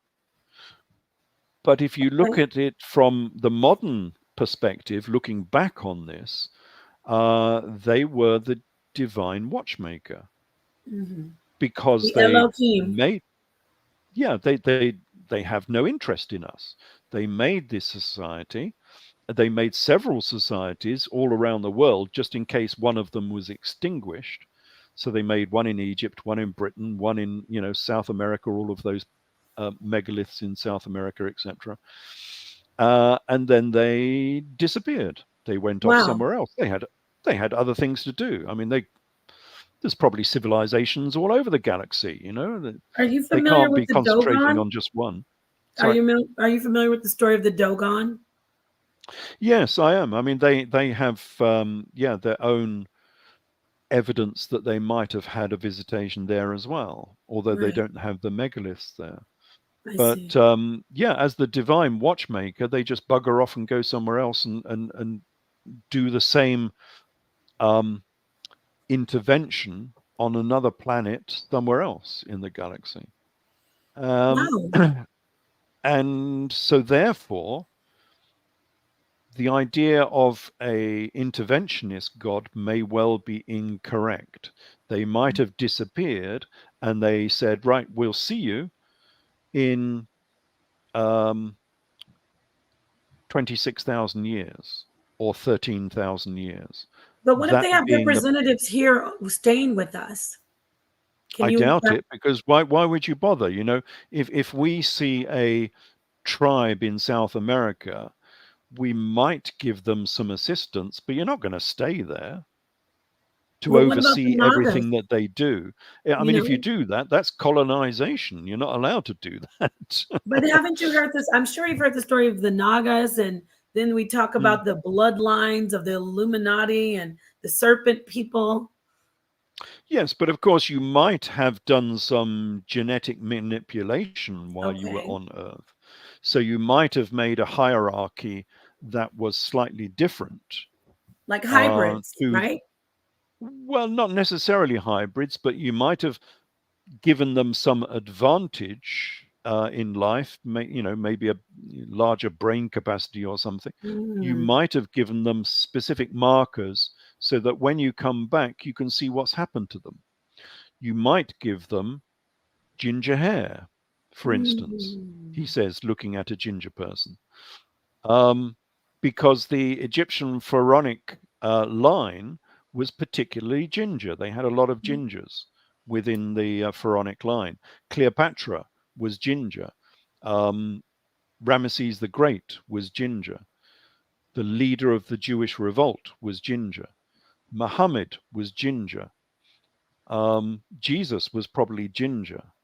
So we have this line of a ginger royalty running through. I mean, all of the British kings pretty much have all been ginger. Right, and From that is not just. I want to say for everybody, there are gingers who are African gingers. There are European gingers. You do agree with that, correct? yes, I mean, are you natural ginger or are you dyed I'm a ginger? natural ginger, yeah. Well, No, there we actually, go. I'm being funny, but my sister, she and my I have two siblings who are ginger. Their hair is this color, and they have freckles, and she's called like a red bone. They call them red bone in the culture, but she would essentially be called a ginger. Mm. You've Yeah, never and seen it's you've never seen black people who are gingers? oh yes, yes, Oh, yes. I mean, okay. it's not very common, but yes, you do. Malcolm Of X. course, Malcolm X you was a do get them. ginger. Yeah. Malcolm X.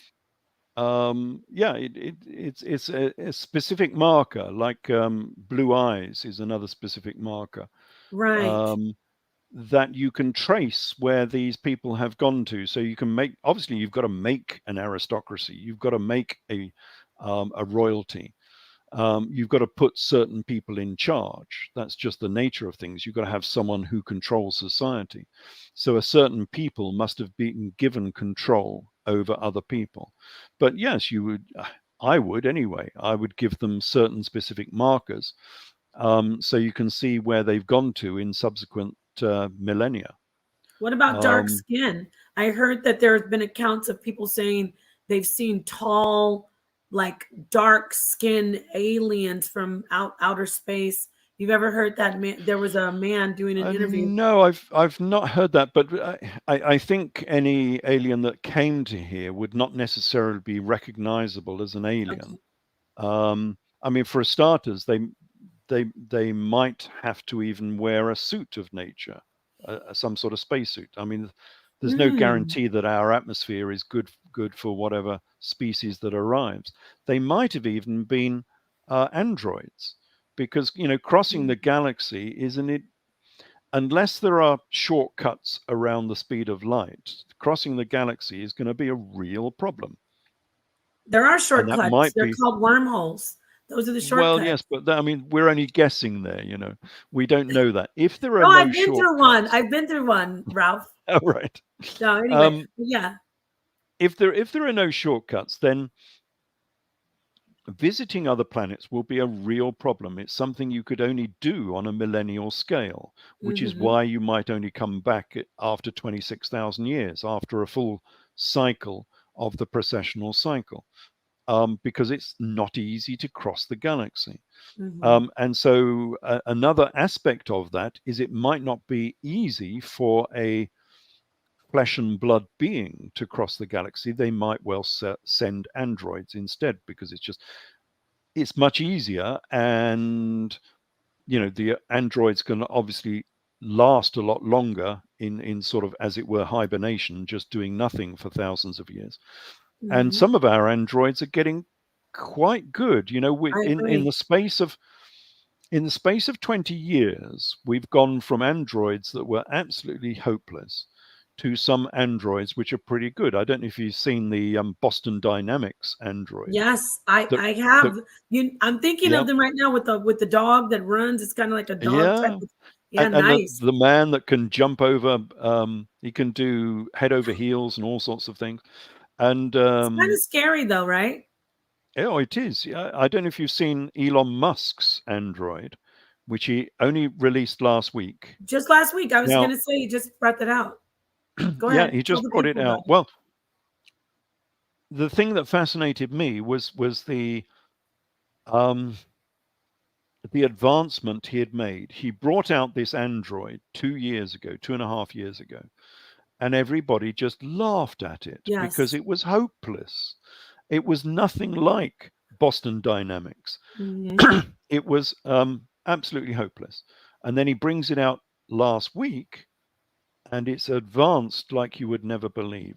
Suddenly, Yes, he's got a proper Android that is looking like a human definitely. and reacting, obviously, because it has sort of something like Chat GPT, Yes. which talks fairly well. If you talk to Chat GPT, it understands what you're saying Mm. very well and can give coherent answers, so it's almost becoming robotic. Uh, Then we have Sophia. um, Don't forget Sophia. She's actually Sophia, what? the AI. She's an android and she's actually a citizen of, I think I want to say Canada. I might be wrong. She's an actual and no, it's in one of the Emirates, the United Emirates countries. Ah, She's a citizen. An android is a citizen of a country. right. Yeah, I've not heard of that one, but yes, you can see our progression over 30 years. You can imagine what we can do in 1,000 years. It's outstanding. We will have androids that will be indistinguishable from living creatures, and Yes. so the beings that arrived, to do this intervention with hominids on Earth might have been simply androids. of any shape, because effectively you can package it into any shape you like.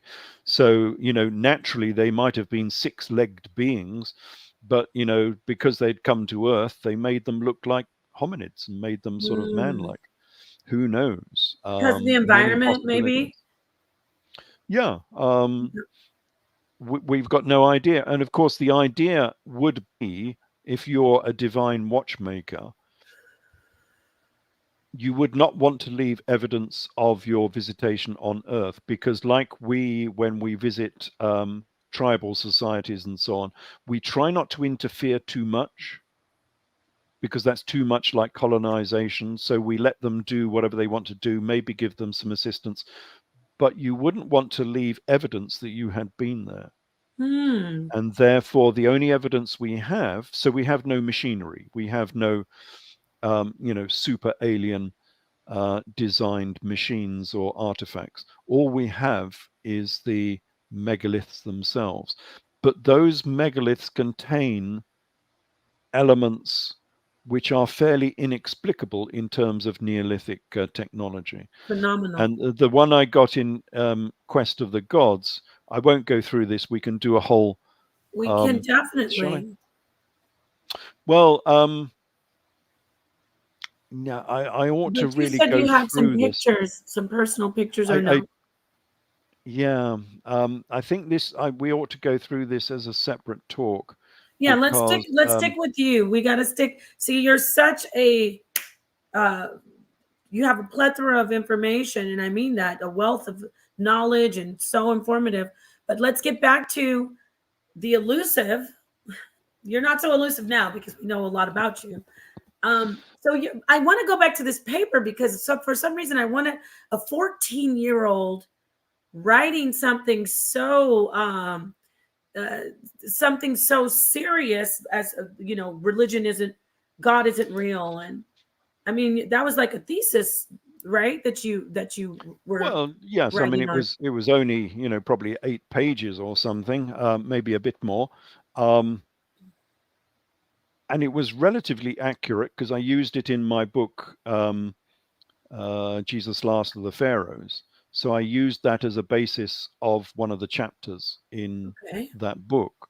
So it was relatively well researched. It was very easy to go back over it and make it into a proper chapter. It was just an interesting project. It wasn't that serious. I didn't reference everything, so I had to go back when I did it again properly and reference it. But yeah, it was just interesting. But it was clearly done from a position of an agnostic, as it were, because it was looking very rationally at the biblical texts. So there was no attempt to look at it spiritually in any fashion. It was purely an investigation into history, the same as any historian would look at evidence in an archaeological dig and try and interpret that evidence. And that's exactly what I was doing even age 14, because as I said much later, when I was writing my books, too much of this evidence gets dismissed by archaeologists and historians. So you'll get theologians who know nothing about archaeology, and you'll get archaeologists who dismiss everything that's religious because that's just religious. And as I said a long time ago to an archaeologist, look, if you had found these manuscripts in a pot somewhere in Egypt, and you knew it was like 4,000 years old, and you had these manuscripts, you would be investigating and dissecting every single word and sentence in that manuscript because it's ancient history. But because the Bible is religious, you disregard it. You throw it away because you consider it to be religious and therefore unreliable. But it's not necessarily unreliable. It has come out of history. Okay, it might have been changed slightly, Chinese whispers down the centuries, but essentially it's come out of history directly to us from the ancient past, and therefore we should be able to use it as a historical text and see what we can find there that is purely historical. And I was doing that even sort of age 14. I was looking at this as pure history, trying to decipher what the text was saying. And that's what I've done ever since in my books, and been very successful, I have to say, because I've identified pretty much all of the aspects of these biblical texts in the historical record. Sorry, go ahead. I want to ask you, because there's a bit of a paradox there. You rejected for religion. You were like, Mom and Dad, Santa Claus isn't real. You guys lied. I'm not bowing down at church. You're not going to make me pray to this fake God. And they're like, but this, I really want you to talk to us. This text is real. I find that interesting that you held on to that part of it. It is. It's very interesting because as I wrote in one of my books, although I've attacked this from a atheistic viewpoint, I have proven that the Old and New Testaments are true. Right. So it takes an atheist to prove that these texts are true. Not necessarily in the spiritual sense, because I'm not looking at it from that point of view, but from the historical point of view. The trouble being that anyone who is a theologian is tripping over themselves because they cannot find the history, because they are still attached to the classical interpretation of these texts. And you can never find the real history if you do that, because the classical interpretation has been doctored. It's been misinterpreted, deliberately misinterpreted, because they didn't want you to know the actual truth, because the actual truth was uncomfortable. It was not the truth they wanted to actually teach, like the Israelites being Egyptians. They didn't want to be connected to Egypt. They didn't want to be pharaohs of Egypt, because they were trying to sell this sob story of persecution, because a persecution complex is much, much easier to keep people together if you say you're being persecuted than if you say that, you're a very powerful people, but you got defeated anyway. I mean, it's people do it all the time now. They're always saying, "Oh, we're persecuted. Oh, look at us. We've got to stay together because we're being persecuted by those evil people over there," whatever it is. And that's what Judaism has done ever since it, became Judaism. We were persecuted by the Egyptians. We've got to stay together as a group, as a community, as a religion. And that's the story they sold. And that's the story that got taught to generations. And therefore, if you're a part of that community, and that is the story that you've been told, you will never see the truth that lies behind that you were actually the Hyksos pharaohs of Egypt, which is exactly what Josephus Flavius says. And they have to say, well, Josephus Flavius was wrong. He was right about everything else, but he was wrong about this. He was wrong about that, and Jesus also. He's wrong about Jesus as well. Yeah, that's what they say. We'll go into this. Yeah, in a later talk, we'll go into this. But they've done exactly the same with the Jesus character. Instead of this guy being a king, they try and make him out to be a pauper prince of peace, because that suited not only Christianity, but that suited Rome. We were talking about how Rome manipulated Christianity to start with. What Rome wanted was a pauper prince of peace who honored Rome, who would pay his Roman taxes, surrender unto Caesar what belongs to Caesar, and who would turn the other cheek.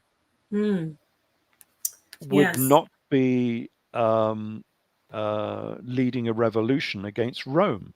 That's what Rome wanted, and that's what Rome got. And later on, the Catholic Church, who took over from Rome, they wanted it as well. They didn't want you to know that your pauper prince of peace had actually been a warrior king, a warlord. Wow, this That is did so. not suit the narrative that they had constructed.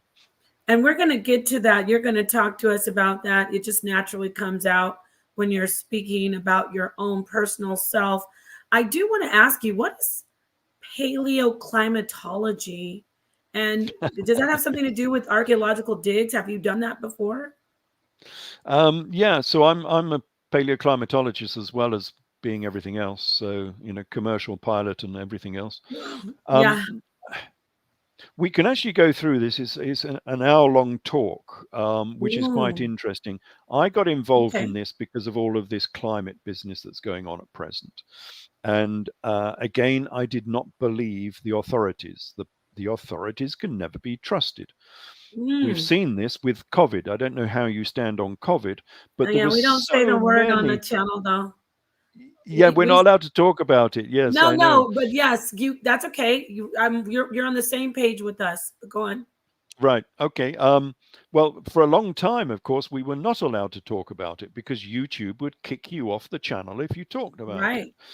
And so we knew that that was disinformation because otherwise, why would you have to oppress people that were talking about it? So yes, it's the same as COVID, but climate has been the same. It's a topic that you're not allowed to talk about. It's a topic that you must just agree with because the authorities have told you so. And so I immediately reacted to that and say, hold on a minute, there's something is wrong with this. Otherwise, they wouldn't try to be pressurizing you so much into this narrative. And so I was very interested in climate and had been for years. And then, as a part of this, I found out that scientists did not know how the ice ages were controlled. This is paleoclimatology, it's climatology of the past. And I found that fascinating because this is the 21st century. Right. How on earth can we not know how ice ages are controlled? There were various ideas about it to do with orbital cycles and so on, which are known as Milankovitch cycles, but they were Milankovitch. not the full explanation. And so we ended up with this oddity where when CO2 is high, the world cools. Okay. And when CO2 is low, the world warms, I thought it was the which goes. opposite. Sorry again? I thought it was the opposite. Precisely. It's the total opposite. So during the ice ages, okay, we're only talking like 20,000 years ago up to a million years ago. During the ice ages, it was the opposite. When CO2 is high, the world cools. When CO2 is low, the world warms. The total opposite of what they're saying within modern climatology. And that needed explaining because no one had explained it. So I took 2 years off.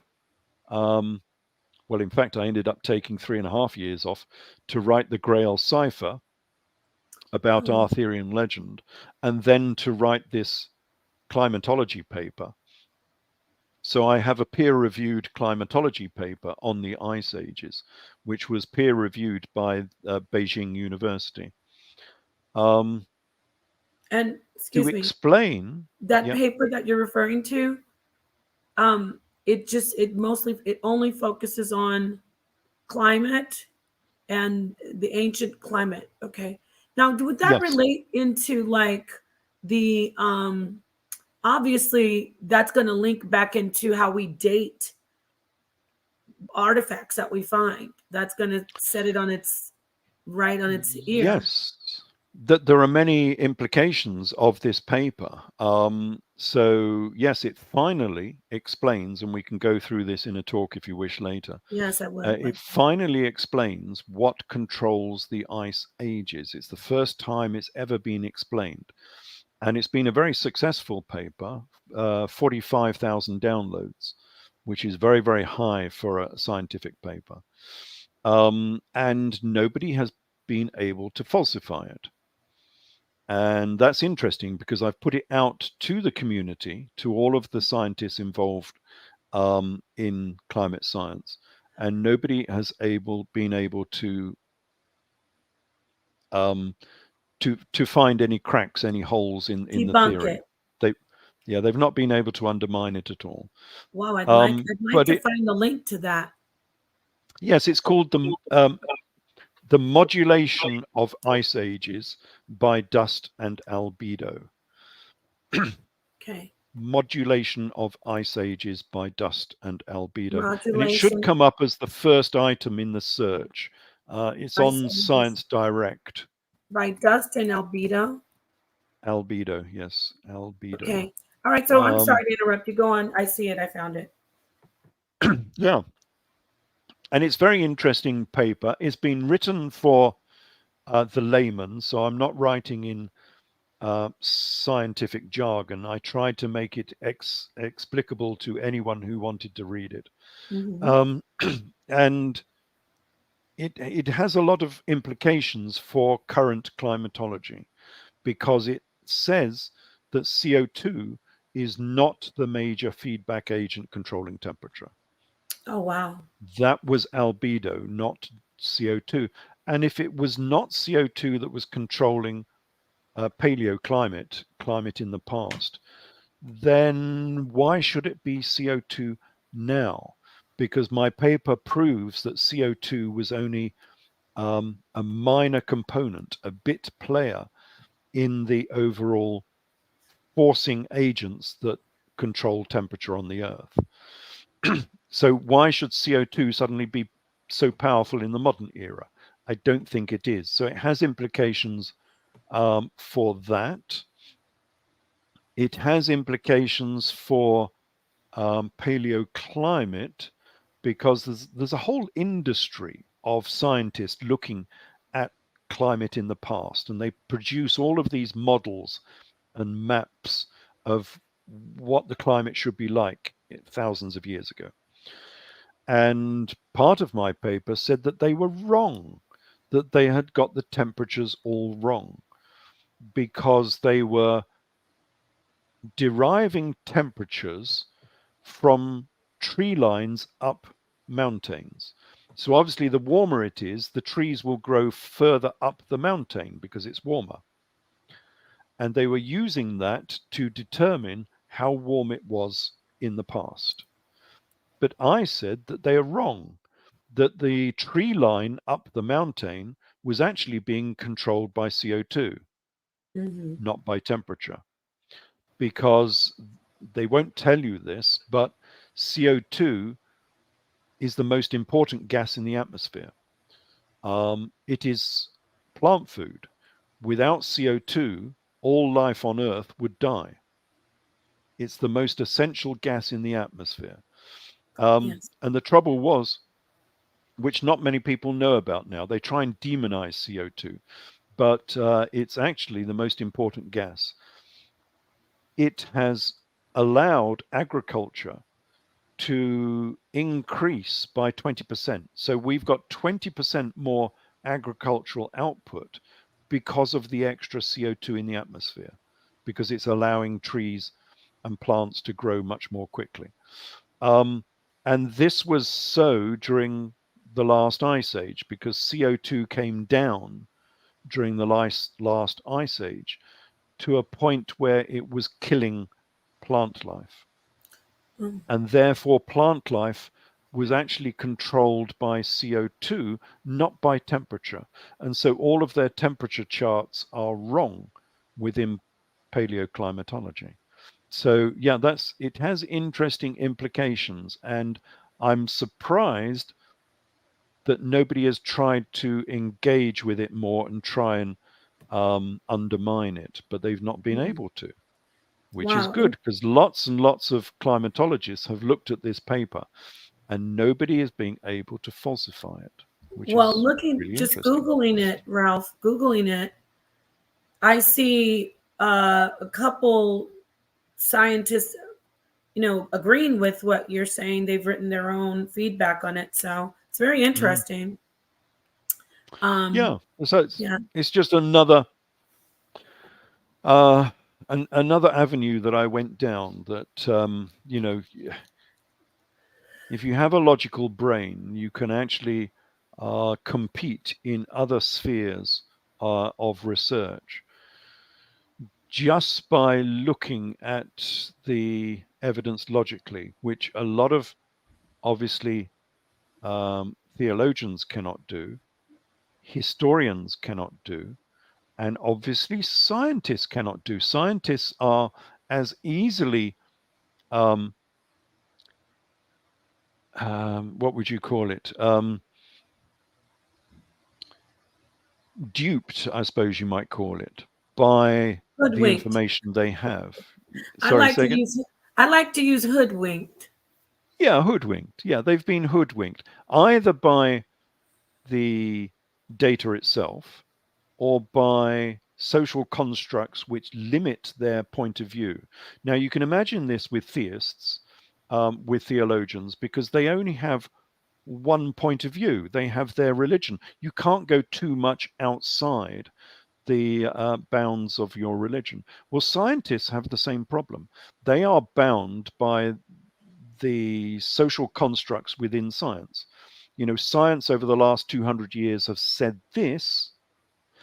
And so if you want to go outside that scientific structure, you are going against all of science.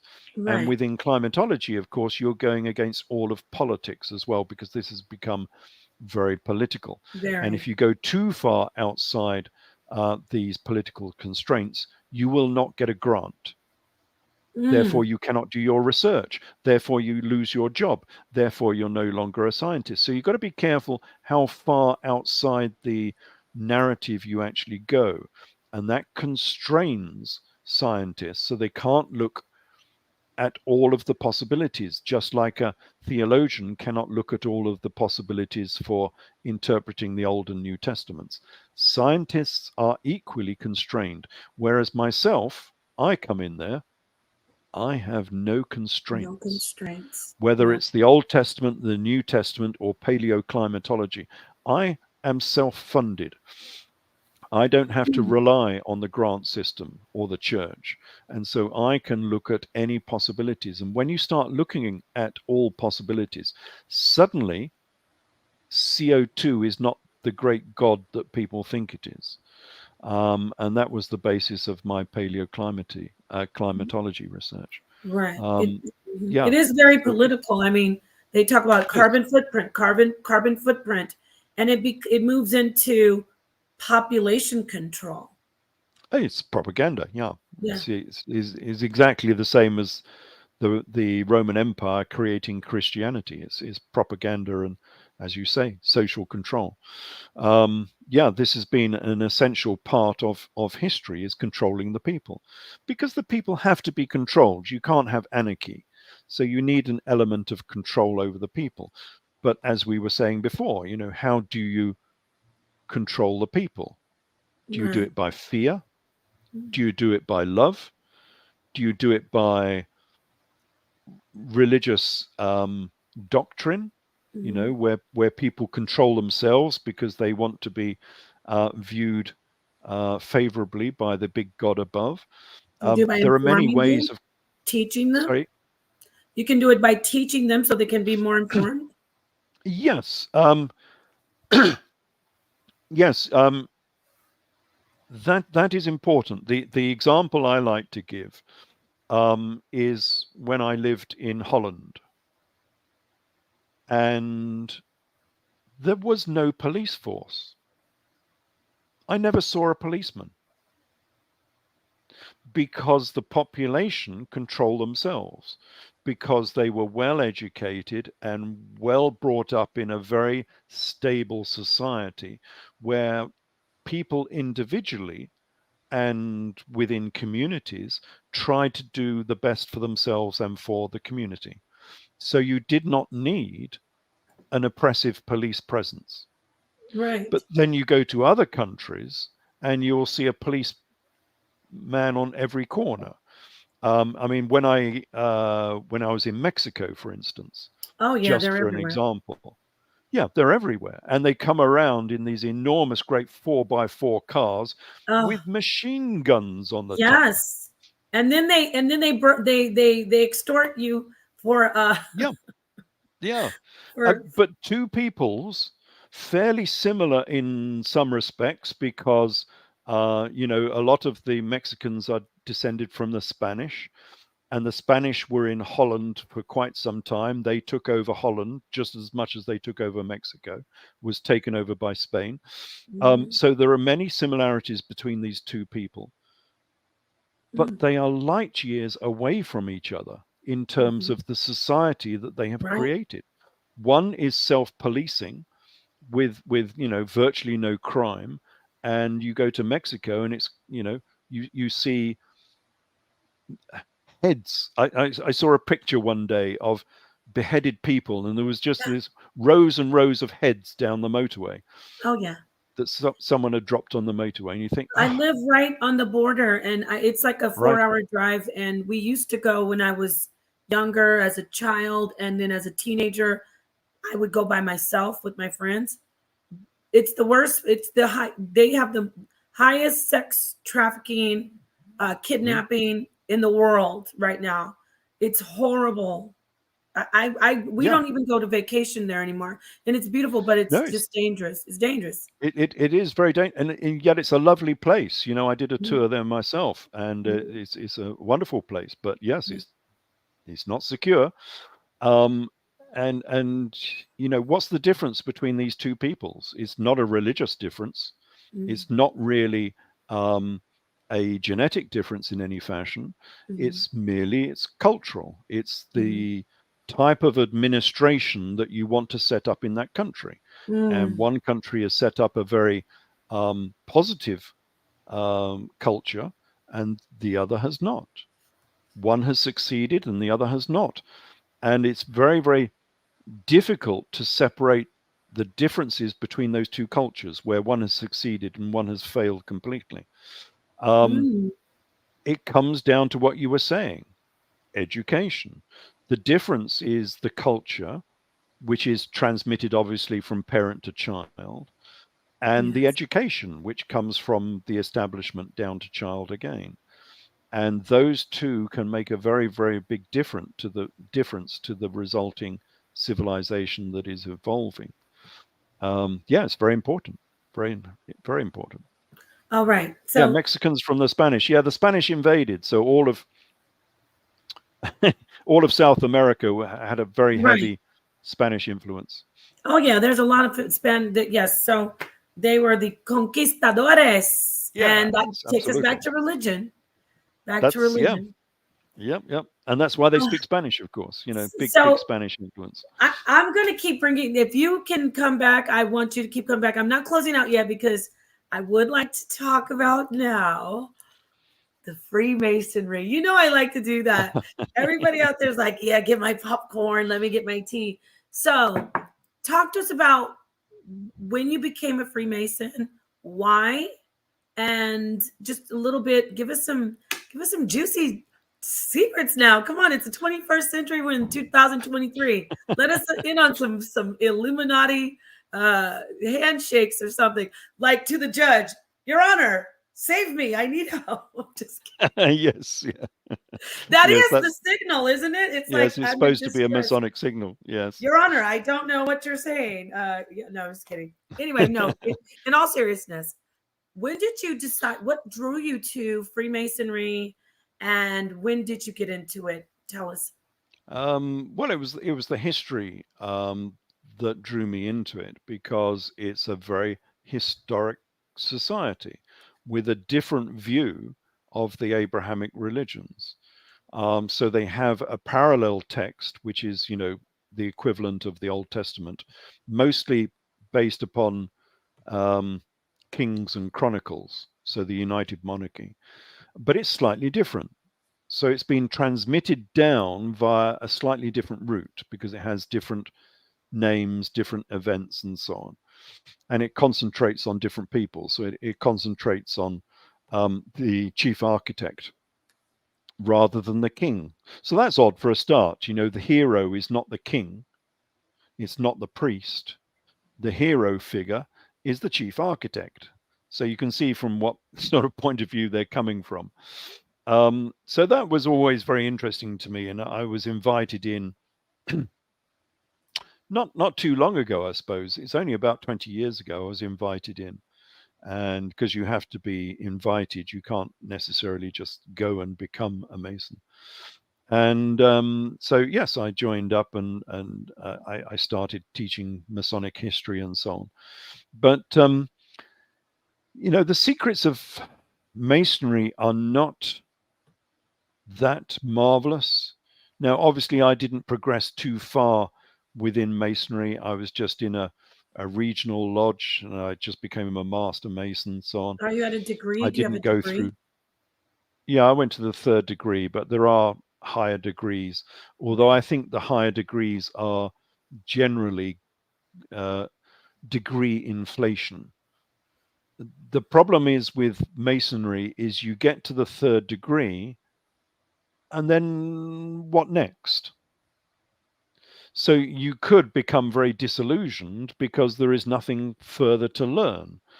And so you've reached the third degree within 3 years or something, and now you've got a whole lifetime of not learning anything else. And Mm. so looking at the higher degrees, I think some of them have been invented just to keep people happy.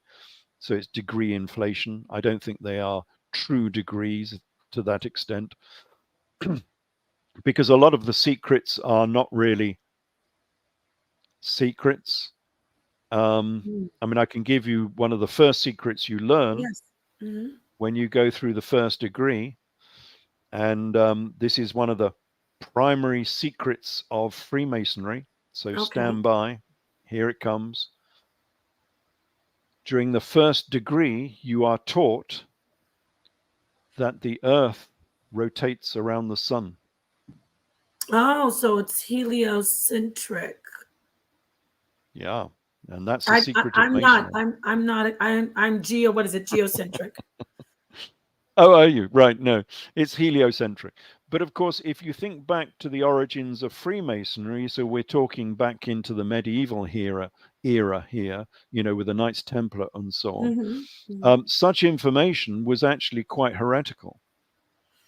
Huh. You Oh remember yeah. all of the problems of Copernicus and Oh Galileo yes. and so on. Wasn't he? Uh, Was he persecuted by the church? Was he oh, martyred? yes. Yeah. Oh yeah. They Yeah. tortured him, I think. He was put under house arrest, poor old Galileo, for teaching the heliocentric model of the universe, of the solar system. Now, he was a little bit provocative, um, because he based it on a dialogue, as they often did in those days, between three people. And the person who was representing the church was called Simplicico, i.e., he was a simpleton. And that Simplicia. was the person who was representing the church in this dialogue. So he was Oh, being I a get little it. bit provocative. He was provocative. He was. He Yeah. was asking. He But was asking nevertheless, for it. He was asking for yeah, it. in a way, yes, he was. But he got put into house arrest. So you can imagine that this information during the medieval era was actually quite contentious. And Mm. so that was a real secret of Freemasonry in that era. Um, and to some degree was still a little bit secret even in 1717 with the founding of Grand Lodge. I was So just going to a say lot of that. the You read my secrets you get mind. within Masonry. I was going to ask you about that. The grant 1717. That would be. Wasn't that Bavarian though? That was in Germany, correct? Or no? Sorry, who? What? I'm Copernicus? confused. Oh no. When you said the Grand Lodge, I mix it up where Oh it's no, like, go ahead. Grand Lodge is in London. So London. Okay. Masonry, yeah, Freemasonry is a British thing No, no, not primarily. Freemasonry. You're right. The Brotherhood of the Rosicrucians. I mix it up Oh because yes, the Rosicrucians. sorry Yeah, about that. Sorry about that. yeah, yeah. Is there a link at all though, like an Oh, underlying link? I'm sure a lot of Rosicrucians were Masonic. Yes, indeed. A lot of these people go to many different lodges and many different Freemasonic institutions. I mean, they're not exclusive. I mean, a lot of Freemasons in Scotland will be Templars because they still have the Knights Templar up in Scotland as a separate sort of Freemasonic association. But of course, a lot of people would belong to both of them. So they're not mutually exclusive. Okay. And yes, in the old days, you could get career advancement perhaps by being a part of a lodge, because all of the influential people within your town or city might be in your lodge. And therefore, it's always good to be able to hobnob, we call it, to actually associate with influential people who might Right. be managers in your company or something, or the local mayor, or people who are important, maybe even the local lord, would all be in the same lodge, and you as a semi nobody could then be talking to the local lord. So there was avenues of advancement within Freemasonry, but only in the same way as the local golf club. If you put yourself out and join the local golf club, you may well be coming across um, similarly influential people within your golf club. It's Right. the same sort of idea. So Um, how old were you when you entered oh, into I would have been in my 30s, 40s, yeah, 40s. So quite late on. And it was all because of the books that I had been writing, of course. Some people in the local area knew that I was writing the books and said, do you want to join the local lodge? So that was interesting, but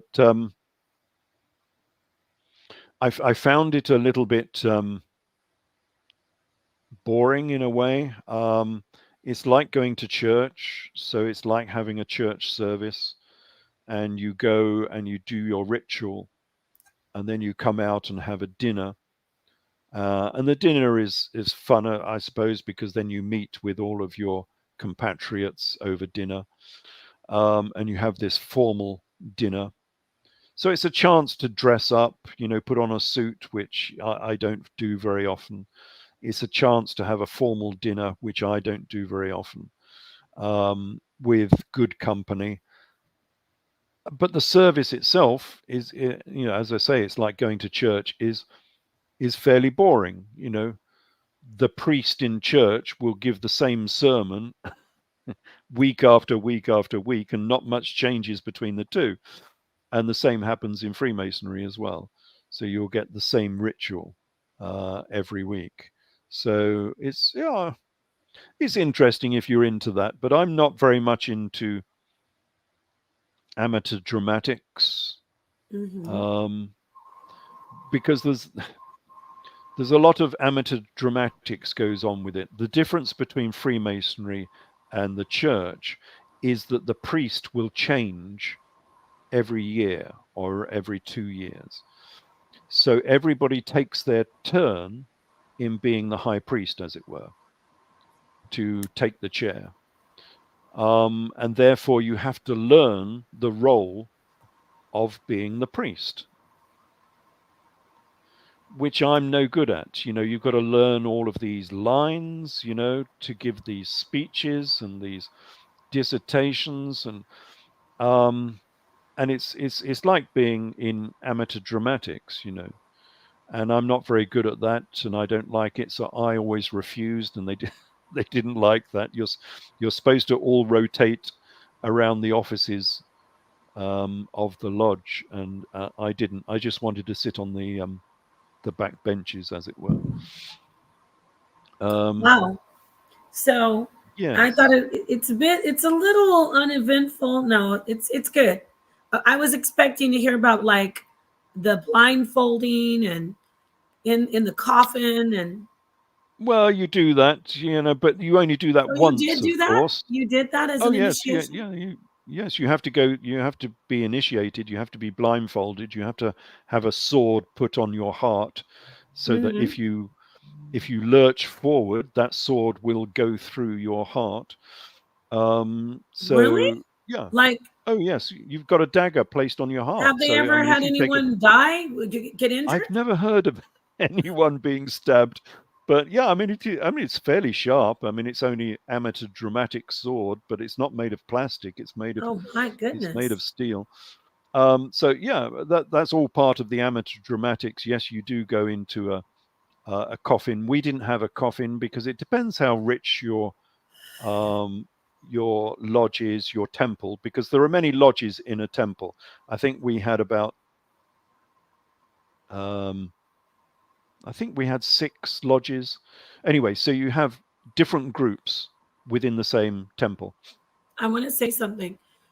There's a convent here with this. The nuns were initiated. They had to lay in the coffin, and they were women nuns. When they were doing their initiation, they would Mm. lie in the coffin in the church. I don't know if it was overnight, but it was pretty interesting to hear them tell their stories. Well, it's exactly the same as Lazarus did. This is the Mhm. comparison. This is why I say that Jesus was a Freemason. Okay. Because if you look at the raising of Lazarus in the Gospel of John, that is a third degree raising, exactly the same as I went through. Mm.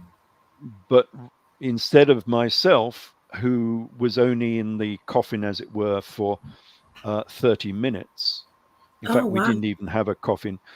We didn't have a coffin, so we just had a big sack, and they wrapped you up in this sack as if you're in a burial shroud. But Lazarus, when he went through this same ritual, he went into the cave, the cavern, the tomb, for 3 days. Hmm. So that was actually much more of a trial than we would go through. Ours was fairly simple, and I think that was a proper ritual, and that might have happened as it is reported that he went into the tomb for 3 days, because that is a test of loyalty to the church, to the lodge, to the society, because they're going to stick you in this tomb in complete darkness Yes. for 3 days and roll a stone over the front door so that Mm. you cannot escape. You are completely at the mercy of your fellow brothers, that they Mhm. will come back after 3 days and open up the tomb and allow Mm. you back out again. So that is a real um, trial of trust within the Yes. brotherhood, that you will trust them to come back. And it's also a So trial with yourself, your mind, how yeah, how your oh, mind is with totally, yeah. yourself. Yeah. You imagine the cabin fever of being Yeah. stuck in this tomb in complete darkness for Yes. 3 days with no sound, no light. You cannot do anything. You cannot read anything. You can barely walk around because you're going to hit your head. Um, yeah, that's a real trial of your own psyche as well. Yes. So I can imagine that's probably exactly what they did as a trial of the people that were going to join that secret society. Mm. Wow, you have it, So and then you see these people have a very strong foundation and to their core. Because I mean, I'm thinking about when I've had some MRIs. You go in the tube, and it's like you start to panic in there. yeah, I had to psych myself out, like, okay, it's sunshine outside of here. I just wouldn't open my eyes. That's how I dealt with it. But yeah, it's amazing. I mean, yeah. I think that is takes a real strong foundation in a person to survive that initiation. Many people can't do it. Yes, many Yeah, people would find that very, very difficult. I mean, definitely. I'm not claustrophobic, but I certainly don't like being locked in a cell. I would Mhm. not do very well in prison. Being locked away for so long in a prison would be hell on earth. A dark I like, prison. yeah, especially a dark prison, yes, and a silent prison as well. So you've got total sensory deprivation in there, Yes, it's because amazing. in a deep tomb there's not going to be any sound down there either. Mm. Yeah, nobody to talk to, no sound, no Wow. sight, nothing. And you did that for 30 minutes wrapped up. So Yeah, we we what happened? Tell us. We only did it for 30 minutes, so it was it was Oh, not a problem. So you're wrapped up. Well, you're supposed to be in a sarcophagus, but we didn't have one. So you're wrapped up in a shroud while they give, as it were, the sermon. So they give this sermon, which is all about the building of the Temple of Solomon and so on, and the history of Hiram Abiff and what happened to him, because he died and he was put in a shallow grave, and then he was brought back to life again with the lion's grip. So it's exactly the same as the raising of Lazarus. And if you yes. remember, in the raising of Lazarus, Lazarus came out of the tomb hoodwinked. He Yes. had a cloth over his head, which is exactly what happens to you within Freemasonry as well. So it's the same ceremony, exactly. There's so much. Oh my gosh, when I think about it, even in the Catholic Church, when I told you about the nuns, there is so much tied together. All of this is just, we've got this tangled web. And I appreciate how you are someone who unravels that for us, or helps us unravel. I was comparing it to a string. So you're absolutely, I mean, there's so much more, Tim. Sorry, we've been going for over 2 hours, and I know it's late where you are, but I want to say you are very interesting. The audience is very interactive, and they're enjoying every bit of this. We're going to bring you back. As many times as you can come back, we want you to come back. And the next time you come back, though, so we have a list. We have the Jesus of Edessa. That's going to be the next time you come on. Then we're going to talk about more on that paleoclimatology. I need to know about that, because I want to tie it into like the age of the earth. Talk to you about carbon dating. Pick your brain on that. What's it called? Radiocarbon dating? Carbon 14 dating, yes. Carbon 14. Thank you. Ralph Ellis, I want to say thank you so much. Ralph is in England. He's in the UK, for those who didn't tune in yesterday and here, and for those who don't know where he is. And he is doing this late for us, so I appreciate your time and you staying up late. Did you want to close out with just I'll ask you a question you can answer, and I promise I won't interrupt. Tell us about your favorite hobbies now, the things you like to do now, besides the research on the Bible and something that someone say, I didn't know he liked that. Tell us about that, and then I'll close out. And you can't say football. I don't really have any other hobbies. I mean, this is my hobby. This is what I do. Nothing. Not really. I just like I like reading. I like researching. I mean, I still fly, so I fly as a private pilot occasionally, just to keep my license going. But in terms of what I do, I've got a motorcycle, so I ride a motorcycle occasionally. There you go. So you're a But motorcyclist. mostly I'm sort of researching and researching on different topics as well. So, I mean, recently I've been doing energy, because we have, again, these governments pushing this energy policy upon us, where they want net zero. You probably have net zero in America as well. And I've been finding that all of their calculations are incorrect. So I've been researching their research papers that they've been giving, and I've been writing to people in Parliament to say, actually, these proposals for going net zero are all incorrect, because here are the calculations. I can show they're incorrect. I can show you that in some cases, one of the ones I found, the true cost of going net zero was 10 times what they had said. And so just informing people about that some of the information we're getting about net zero is completely false. As usual, most information from the government is false.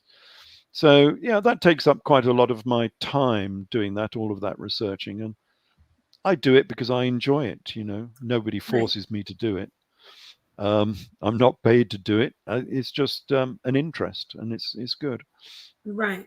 And you know So what? that You have a voracious appetite for it, for the research. yes, We talked I about do. that. So do I. And you know what? I did I want to talk to you about entropy. Guy, I want to talk to you about all this stuff. When you said energy, I was doing some research on entropy and time, time travel and Einstein's theory of relativity. All of it ties together. Thank you so much, Ralph. Today, you're not the Abbott today, which is really. Are you really? When you put those titles, are you just giving us a go at us? Like, what do you say, being cheeky, or are these really official Yes, titles? no. It's just a reflection of modern society where you can choose your own pronouns. So everyone's choosing their own pronouns. So I'll become Pope for the day. Why not? So Right. my pronoun is priest or Pope or bishop. Right. If you can choose pronouns and be whatever you want to be, I'm going to be the Pope. Why not? I like that. So You I'm fit poking right in fun. this community. People call themselves Yeah. doctor, and they're not doctors. So perfect. Yeah. I'm poking fun at modern society, basically. Awesome. You know what? I as you see underneath my name, I put God, the concept. I teach like the conceptualization of God, and I am a theist. So, gosh, there's so much I want to talk to you about. Let me just pace myself. I talk about the expensive tissue hypothesis and how we started, we got consciousness on a different level. But enough about me. This is your stream. I want to say thank you so much for joining us. We will talk to you soon again about your research. Get back to talking about this research. We did find out a little bit about you as a person. And then we're going to get back to talking about your research on probably on Sonnetter Studios. You will be introduced finally to the one and only Sonnetter. He is so excited to sit down with you and talk about Jesus. He is someone who likes to get into the Bible and take it apart too. So I'm looking forward to seeing you again. Thank you so much, Ralph Ellis. And thank you to the audience for joining us. Please hit the like on the way out and get Ralph's books. And what else is there? Anything else? Oh, thank you for joining the Cam Up podcast. Should I do a closeout song? I could let you go. You don't have to be bored and listen to the outro song, but I'll get back with you soon. So I appreciate you being here, Ralph. Good night. Good evening. Okay. Thanks for having me again, Napah. Please. So there you have it, family. Another wonderful interview on Cam Up podcast. I know some of you have your favorites. Sonnetter is one of a favorite of everybody, but I appreciate you tuning in and listening to me while I interview. That was a wonderful interview. I love having Ralph on. So I'm just going to close out with, yes, the wonderful Cam Up song, and we will see you again soon on the Cam Up podcast. You got a mic? Let's get it right. No need to fight. Got what you like. It's information. So what you say? No hesitation. Cause we ain't playing. Cam Up with Sonnetter. Stand tall, bring a full measure. Speaking out, see who's clever. Acting crazy, he gon' check it. Scholar scenes on all sides. Infowars like Columbine. Interviews, they gon' shine. No arguments from both sides. Use your voice, let the truth out. Tell your story, say what you about. We not worried, don't need clout. Ain't no hurry, we can rewrap. Questions answered with no lies. Questions answered in a short time. Professor loyalty, choose sides. Reppin' royalty, I'm a new line. Come together, stand tough. Put your hands up. If you got a camera, go ahead and cam up. Ain't no need to slander. Show your face, cam up. If you need an answer, go ahead and cam up. When NapahShadah, affirmation, we the entourage. No exaggeration, time to park the car. If the Lord willing, inshallah, we gon' speak the truth. TCU, hands up, it's time to reach the roof. With Dr. Reggie, it's the Zodiac. Cam up, we gon' heat the booth. Shahrazad Ali is back. Shaka almost on attack. We just glad that Jabari came back with all the facts. We too conscious for y'all tag. Add it up, what you think about that? Other channels try to divide us, better get behind us. Who gave you the man? Come together, stand tough. Put your hands up if you got a camera. Go ahead and cam up. Ain't no need to slander. Show your face, cam up. If you need an answer, go ahead and cam up. You got a mic, let's get it right. No need to fight. Got what you like. It's information. So what you say? No hesitation. Cause we ain't playing. You got a mic, let's get it right. No need to fight. Got what you like. It's information. So what you say? No hesitation. Cause we ain't playing. We ain't playing.